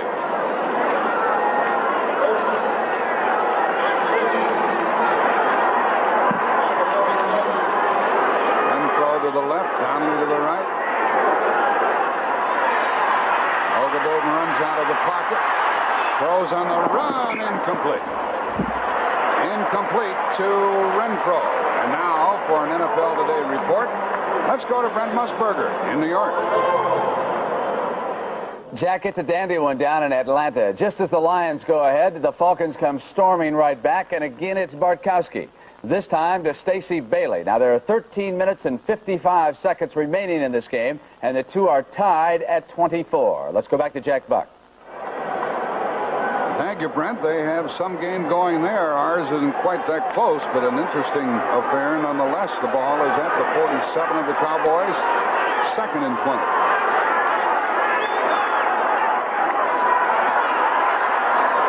Incomplete. He underthrew it to Dorsett. Coming up to cover. Larry Flowers was over there. Getting back to the Gary Hogeboom thing, they had that off-season controversy in the poll and who should start, and the players thought that Gary Hogeboom should start. Danny White had started, and then Hogeboom started the first regular season game. And last night, I asked Tom Landry if that thing was over, and he said, yeah, it's over because we won.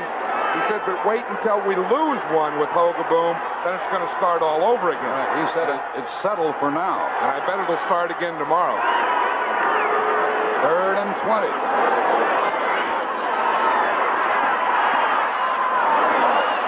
Oh, incomplete.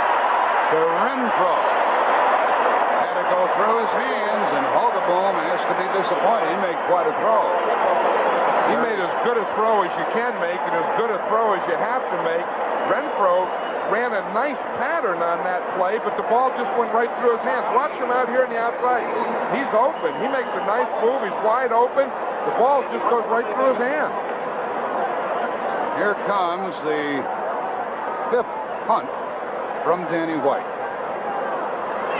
Bill McConkey is back at his 10-yard line. Low snap. Danny handles it. And booms it high. Good coverage by the Cowboys. McConkey from the 11. And the flag goes down on the punt return. Stops the clock at 2:33 left in the 3rd quarter. Gary Allen downfield for the Cowboys to make the tackle after a 41-yard punt and a 1-yard return, and now some penalty yardage will be tacked on. That'll be that same old deal against the Giants, blocking from behind above the waist or whatever, but that Phil McConkey is an interesting guy, the return guy. Graduated from the Naval Academy, spent 5 years in the Navy, just got out. This is the first year in the NFL. But last year he tried out, he made the team. He thought he could get out of the Navy because he has seasickness. And they called him back. Yeah, they called him back. They said, no, you can't go play football, so you can't stay in the Navy. Post-possession foul, number 24, receiving team during the kick. Against Kenny Daniel. By the way, the McConkey is a helicopter pilot. I know it. He got seasick and he couldn't take that ship thing, so they put him up in the helicopter and said, well, go the other way then. But a year ago, he came to camp, made the team, and then he had to go back in the Navy for another year. 5 years that guy's been out of college. The Giants are all the way back at their 6-yard line. Carpenter got back to the line of scrimmage and was driven back in the arms of Randy White. He was manhandled on that play by Randy White. Randy White's playing a lot better than he did last week. Watch him. He's 54 here up in that frog stance. He just goes right around the guard. Says, look what I have. Now, you're talking about a strong guy. A guy that benches like 400 or 500 pounds. He can just throw those running backs down and stuff like that. We're coming up on the 2-minute mark, remaining in the 3rd quarter. The Giants on top 28-7, led 28-0.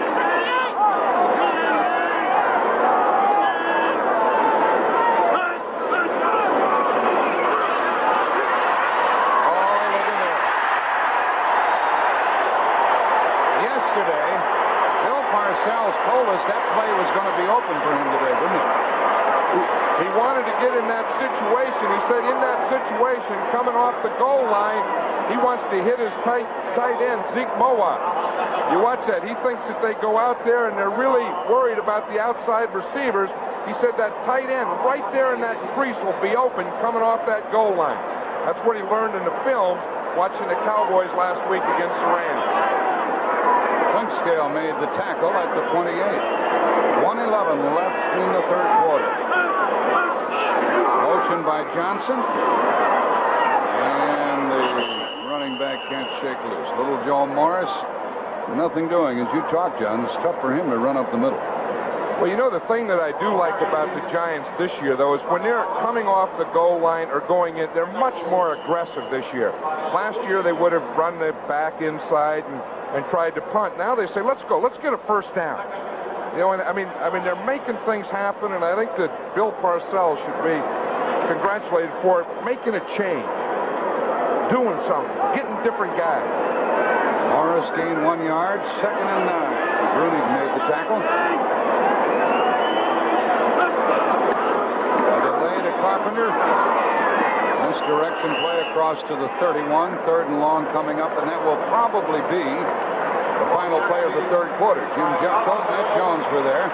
Yeah, the period's going to come to an end, and when we resume, the Giants will have the ball at their own 36 and be faced with 3rd down and 7. There's the gun. That's the end of the 3rd quarter. With the score, Giants 28. And Dallas 7. Now pause for a word from the local.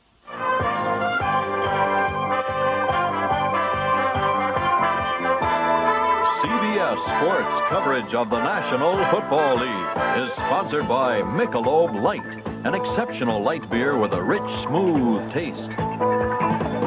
Chevrolet, with performance, style, innovation, quality, and the value that make up today's Chevrolet. And by Sharp Electronics Corporation. From sharp minds come sharp products.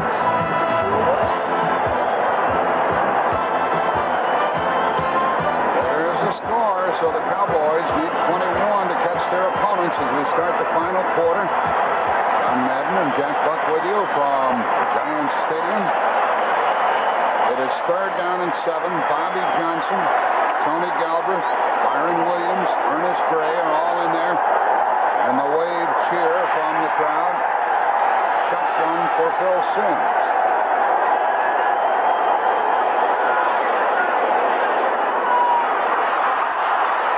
He got rid of it and avoided the sack, but a big rush by Michael Downs, the safety man, and the Giants will have to punt. That's the thing, you know, right here, see, Michael Downs is number 26. He's coming from the outside. There's too many guys going inside, so they can't block everyone. So the guy that you let go is always the outside guy. They let the outside guy go. That was down, but he got to Sims just about the time he threw the ball. This is the 6th punt by Jennings. He'll touch it off at his 20. Harry Allen is waiting. Not too well covered from the 18, 20, 25. No more room, and a flag is down in the middle of the field. Jones was downfield for the Giants, and we'll check the flag.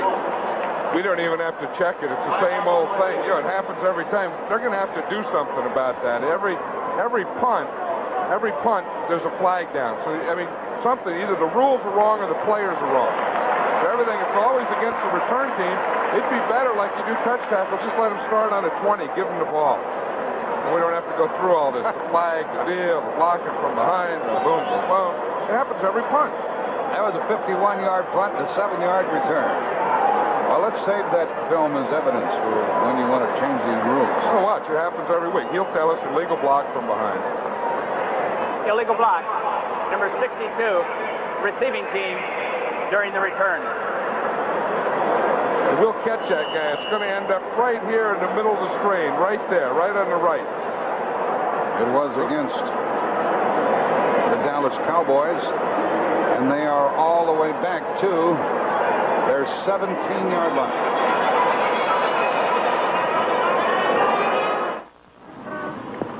Come on, I'll race you back. You gotta be kidding. For Michelob Light? Catch you later. Michelob Light! Problem that a blocker has. Here's Brian Baldinger. He's the guy they call the penalty on. Now, in open field blocking, watch him here. You can aim one place, but as the guy keeps moving, sometimes you hit a different part. Now, look, he's aiming for the front, and the guy going down just turns a little, so he just gets a little of him from the back, and that's the type of thing they're calling the penalties on. That's tough in open field, because you're moving, he's moving, and if you don't get right up in front, then they're going to throw that flag on you. It's Springs and Newsom, and it's Cosby in motion.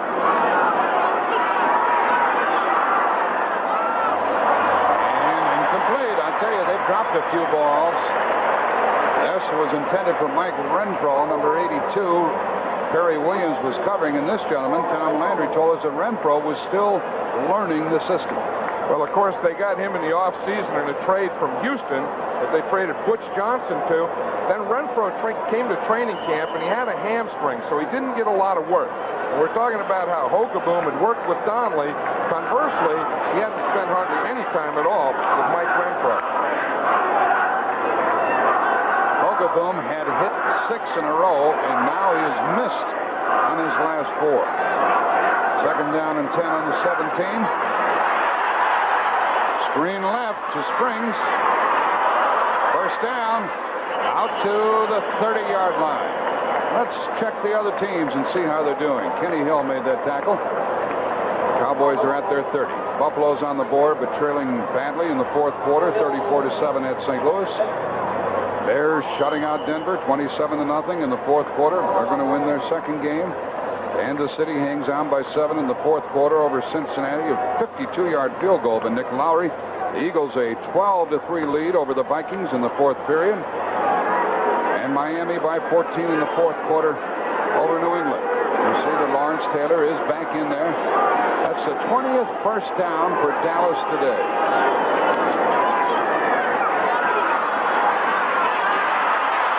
Okay.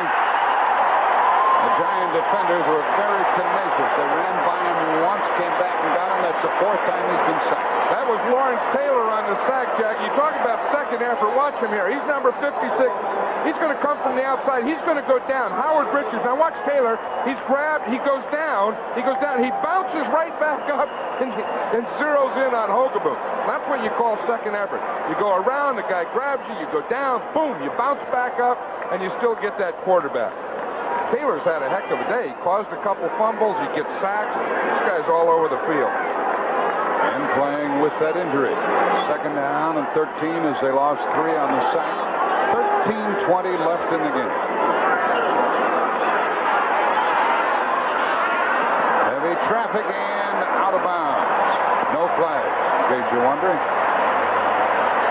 Jack, the thing that's impressed me about those scores in the other games we've been watching today in the NFL and the start, there seems to be a lot of scoring. That's Donnelly there. Yeah, look at the points. And maybe I wonder if it's that new ruling with the offensive linemen, their ability to block. I think so, or maybe it's just the fact that coaches are becoming more aggressive. I know that's true of the Giants, but look, the NFC, in just scoring today, 182 points. You get teams like the Giants are scoring them now, Detroit scoring them, Atlanta scoring them. Teams that have maybe been down, maybe coming back up this year. And more games later today in the NFL. 3rd and 13 for Hogaboom. And the ball was tipped and changed direction. Cosby is moaning about it. But that was 3rd down, incomplete, no flags. Kenny Hill and Terry Kennard covering. And it's time for the Cowboys to punt. You see, when that ball was thrown, all the guys started to raise their hands. All the defenders were saying, I didn't hold them, and Crosby was saying they were all holding me. Did somebody touch that ball, John? I thought they did. It could have been, but I thought that Terry Kennard could have intercepted that ball.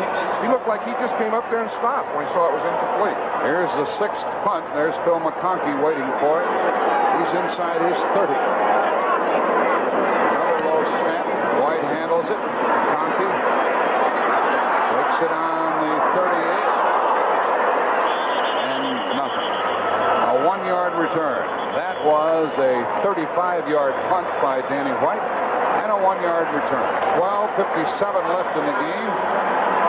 The Giants have the ball, and they have a 21-point. Let's watch that last play, that 3rd down play again. Here's Doug Cosby here, Kenny Hill here. Now let's see what the complaining's about. Cosby's saying that he held him. Now watch him here. Hill is in good position. Cosby tries to come back. That's where the bump is. Now watch, the play's over. Cosby's saying, hey, what's the deal? Hey, wait, where's the flag? He'll say, hey, no, I didn't touch him. Live action, and Joe Morris is knocked down. And then hit again by Victor Scott. The linebacker linebacker Billy Cannon with a big hit. Nailed Joe Morris for a loss on the play at the 37. Loss of 2. See, that's coverage today in the NFL, that last one there, where immediately after the play, the guy that didn't get it complains that it was held, and the guy on defense says no. Yeah, but what could the defender do when the receiver turns back into him? He couldn't do anything. If Crosby was trying to come back, Hill had the underneath position on it. But I think it was a good call. Do you agree? I do, yeah. I mean, there was no call, but no call was a good call. Second down and 12. Johnson in motion. Here comes Carpenter. He's met in the hole by Brunig. And it's going to be third down and 8 for New York. The NFL Today report, Brent Musburger in New York. Jack, here's one from the Sandlots for the Minnesota Vikings against the Eagles. There's the rookie Alfred Anderson throwing back to the quarterback, Tommy Kramer. Now 12-10. Jack, I know you're interested in this. The Mets lead the Cubs 2-0. They're at the bottom of the 7th and shade. Back to Jack.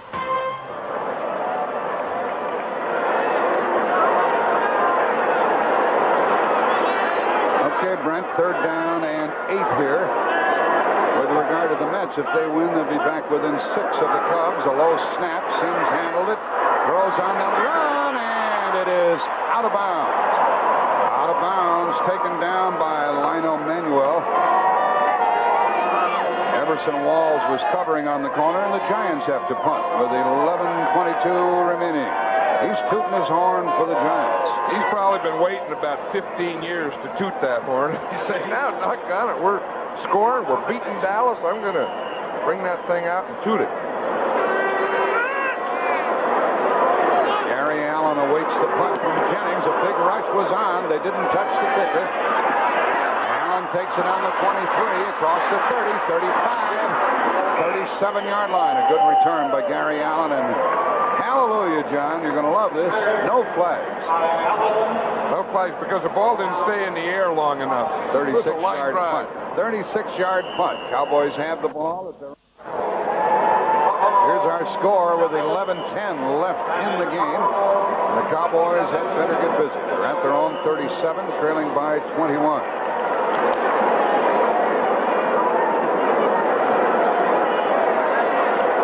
Set in the backfield, and Springs now lining up in the eye. Then throwing Donnelly to the left. Springs goes outside as the receiver. Now in motion. And Haynes played that very well, but nonetheless about 4 yards for Tony Dorsett.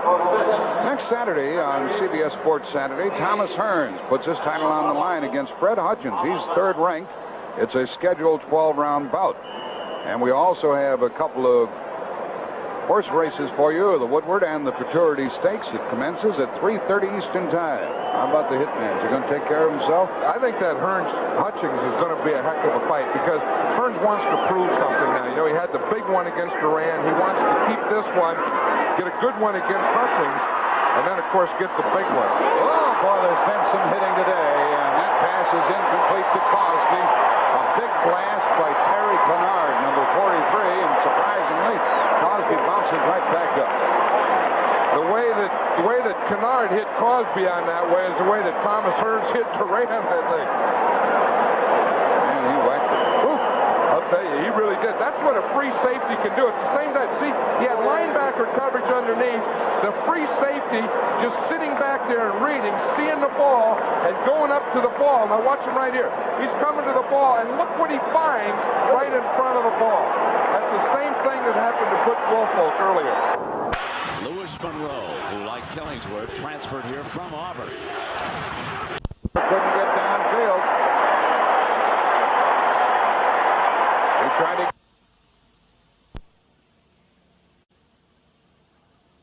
for John Indy. Of course, the way that tennis went last night, that may wipe out all that stuff. They do that again, huh? It's going to be something to see with Little McEnroe here on CBS. Here's the punt by Danny White. He drills it deep to McCarthy. Can't shake loose. The coverage has been good by the Cowboys. It was good last Monday night also. A 38-yard punt, a 4-yard return. Steve DiOssi made the tackle. The Giants, who have the lead, have the ball at their 23-yard line. Sarah, do you get the feeling we're being followed? They're coming over to Chevy Cavalier. You better explain. Well, some come to Cavalier for the comfort, some for the quality, and some for the fuel-injected fun of it. But all these people. Well, over 1,000 people, just like these folks, buy a new Cavalier every day. They've made Chevy Cavalier the best-selling car in America. More than 1,000 people every day? Well, Ken, everyone loves a winner.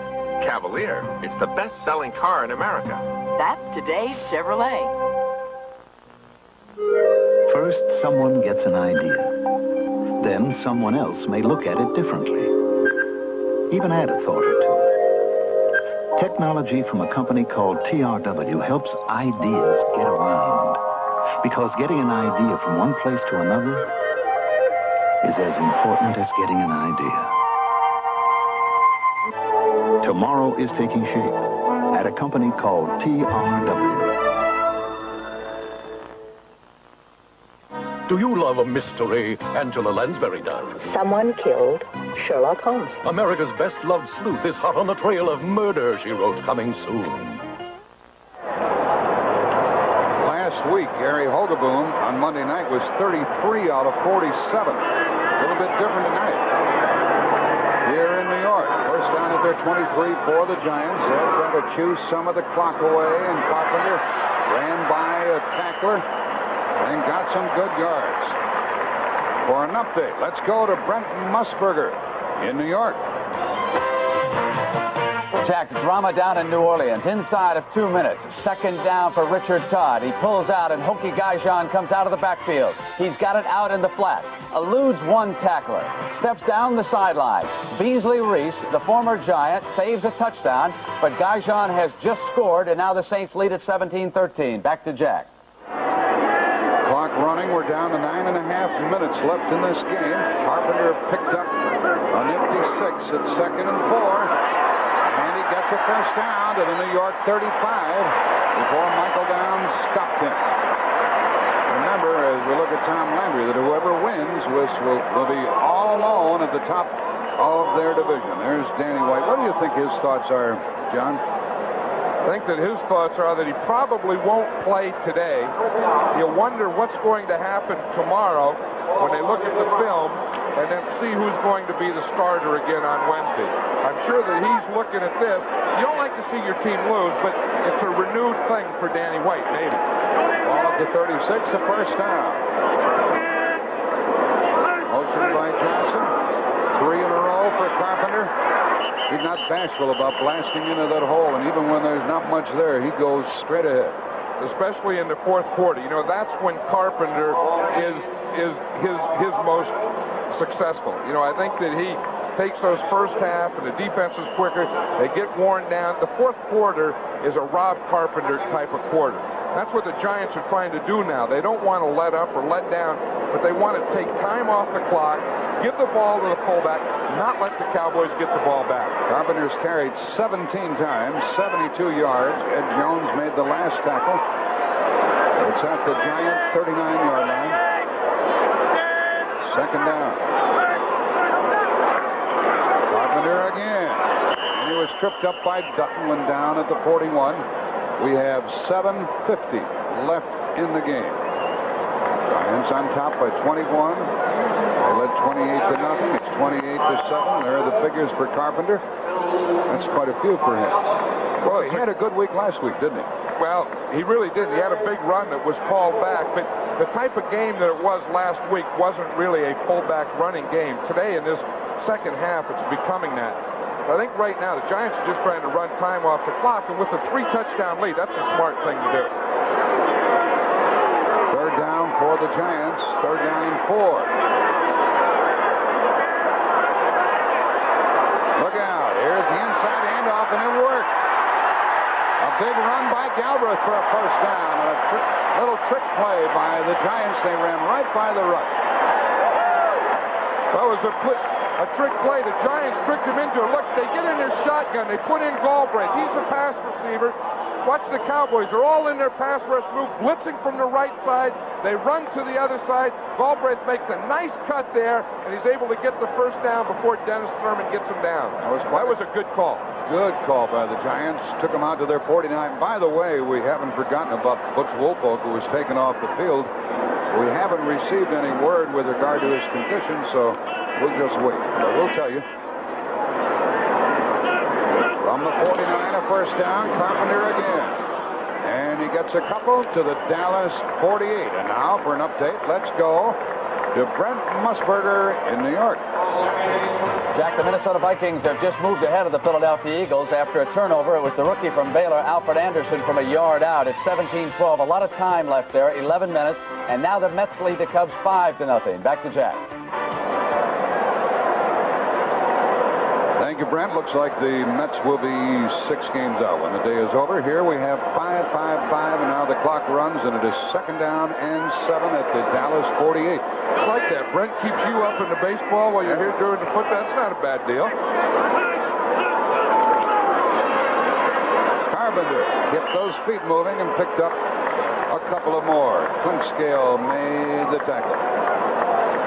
You know, we saw that update where Minnesota scored on that pass to Kramer. The quarterback scored. We saw here Phil Simms is blocking. Quarterbacks are starting to be more versatile in this game today. Monday night, by the way, Washington plays at San Francisco. You'll hear it on CBS Radio. Let's check the halftime stats. They're pretty close all the way around. Halftime in the second half stats. Total offense. Which just shows how important those turnovers are, or lack of turnovers. 3rd down and 5. Simms to Morris. Got outside a little bit, but did not get the first down. It's a 4th down play. With 4:52 remaining, the Giants don't mind too much giving up the ball. Billy Cannon, Dennis Thurman there defensively. Score 28-7. The Giants leading the Cowboys. They led at the half 21-0. Into the 3rd quarter, 28-7, and there's been no scoring in this quarter. So you're back together with Pat Summerall next Sunday up in Green Bay, right? And we'll see that Chicago team. You know, Jimmy the Greek picked them to win the NFC, and you know, a lot of people kind of thought, how are they going to win it? They looked good last week, and they're really doing a job on Denver today. Barry Allen took the ball on the 7. Got a couple of yards. It was a good play on his part because he knew the ball was going to go out of bounds. And he returned it for a couple of yards. The tackle by Robbie Jones downfield. Here's our score with 4:42 remaining in the game. It's 28-7. And next Sunday, a doubleheader day on CBS with the Bears playing at Green Bay. Each of those teams won their first game. Most of you will see that game or one of these, including these Giants, who look like they're going to be 2-0, traveling to Washington, and the Cowboys making their first home start against Philadelphia. And the Bears winning handily 27-0 in the 4th quarter. Check your local listings for the games next Sunday on CBS. Across the 20, and that's a first down to the 25-yard line to Renfro. Tackle by McLaughlin. These Giant players are pretty relaxed. They've done their job, haven't they? And that Giant player is Robbie Jones. Made some good special teams tackles today.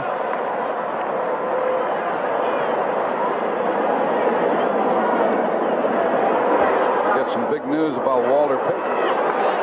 You know, Walter Payton has had a lot of big days, but I think with the Bears now, they have Jim McMahon, you know, a throwing quarterback, and then they have the wide receiver speed and Willie Gault, those types of things. And he has gained 179 yards in his game today. Timmy Newsom caught the pass, came out to the 31. Andy Hedden tackled him. 2nd down and 4 coming up.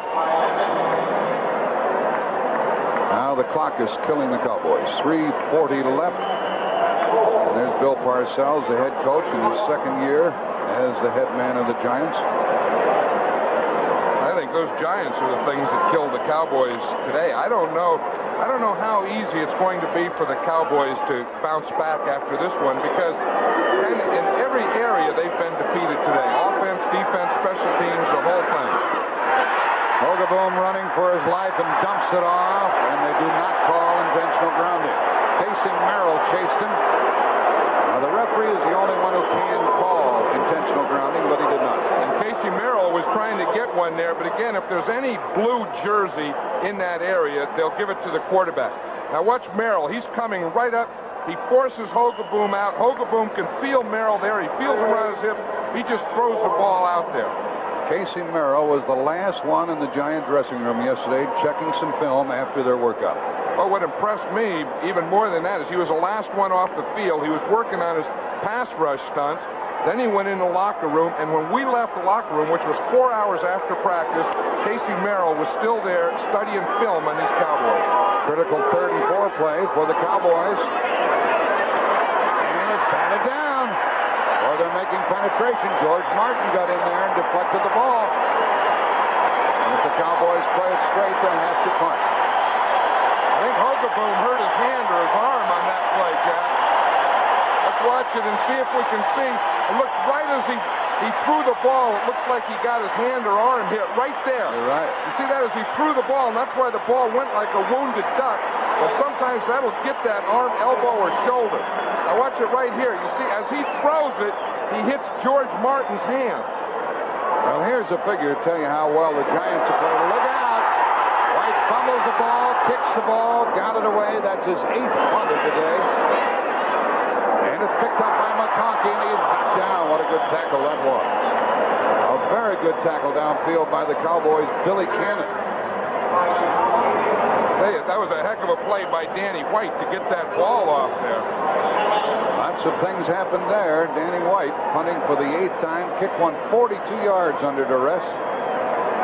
And let's watch him here. He feels the pressure coming up the middle. He gets beyond Perry Williams. There's Perry Williams there. Hit him just as he kicked the ball. Once you start to run with it, you're fair game. You're fair game. There's no such thing then as roughing the kicker. But he got that ball under Perry Williams. That's a guy that's still down. So he got the worst of it with 2:57 left again. Let's watch again. I wonder if Perry Williams may have missed the ball and gotten Danny White's foot. Perry Williams is the second guy. He's coming in right here. Now watch that. I think it did. I think he got the knee right in the stomach. Yeah, he got the knee in the stomach of the groin, and he has run off the field under his own power. So he's okay with 2:57 left, and the Giants have the ball again. Perry Williams said, I missed the ball and got the knee. Whew. Well, the punt went to the New York 32. If they win, they'll be 2-0, the only 2-0 team in the Eastern Division of the NFC. They'll chew up some of the clock now with Carpenter. There he goes. Came out to the 35-yard line. I bet those tennis players are on edge right now. Yvonne Lendl and John McEnroe. They'll meet as soon as this game is over. You'll see the finals of the U.S. Open here on CBS, and the action yesterday was long and arduous. Look at those scores. Everything went to limit as Lendl beat Pat Cash and McEnroe vanquished Jimmy Connors. So it's Lendl and McEnroe today on CBS for the U.S. Open title. There's the Cowboy Killer Clark. They'll play at home next Sunday against the Eagles. 2nd down and 7. Each team 3 timeouts. Motion by Byron Williams. Here comes Carpenter. Sure-handed carrier moves it out to the 38th. That'll take us to the 2-minute warning. And when we resume, it will be 3rd down and 3 for the Giants from their own 38. Apparently they have this one in hand, leading by 21. Watch Harry Carson here, Jack. The more things you can do. Watch him. He gets a helmet full of water, and he gives the guy. That's the way they took showers in the old West. Remember that? That'd be a shower. And then someone comes up and gives him a cupful. We should tell you that Rob Carpenter limped off the field. He may be hurting. It's 3rd down and 4. This guy, he is hurting. It's 3rd down and 4. Joe Morris did not get the first down. He came to the 40-yard line, and it's 4th down. Carpenter is in dire trouble over there. He limped off earlier once, came back in, and then went off limping badly the last time we saw him. Well, you know, that would be bad news. Poor Rob Carpenter, Giants, if that's his knee. You know, he injured his knee last year and missed most of the season. John, you know the Cowboys are not stopping the clock. Well, I think when you're 3 touchdowns down and there's only a minute and a half left to go, if you can't score all day, what makes you going to think you're going to score in the last minute? Here's another punt by Jennings. This is his 9th. And they're taking all the time they can get on the 30-second clock. And the Cowboys are just letting it run down. Will be about the minute mark when they snap the ball. By the way, the Giants use only 2 minutes to score their 28 points. That's how quickly they struck today. Now the 30-second clock runs out. A 5-yard penalty will be assessed with 58 seconds left in the game. Delay of game, number 13, offense. Here is the final score. The first one we've seen today. New Orleans over Tampa Bay. New Orleans is 1-1 and Tampa Bay is 0-2, and the Cardinals apparently will win their first game of the year over Buffalo. They'll be 0-2. And Kansas City and Cincinnati have a dandy going. Kansas City by 2 in the fourth quarter. Fourth quarter, Miami well in front, trying to win their second, and New England would lose their first. Gary Allen called for a fair catch and took it on the 26-yard line. That official's whistle almost blew my ears off. There's a 38-yard punt.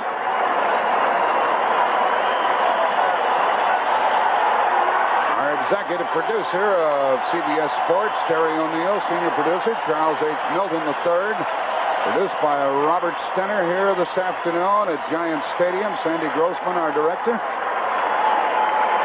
Associate producer, Joan Vitrano. Hope you enjoyed the work out of Giants Stadium.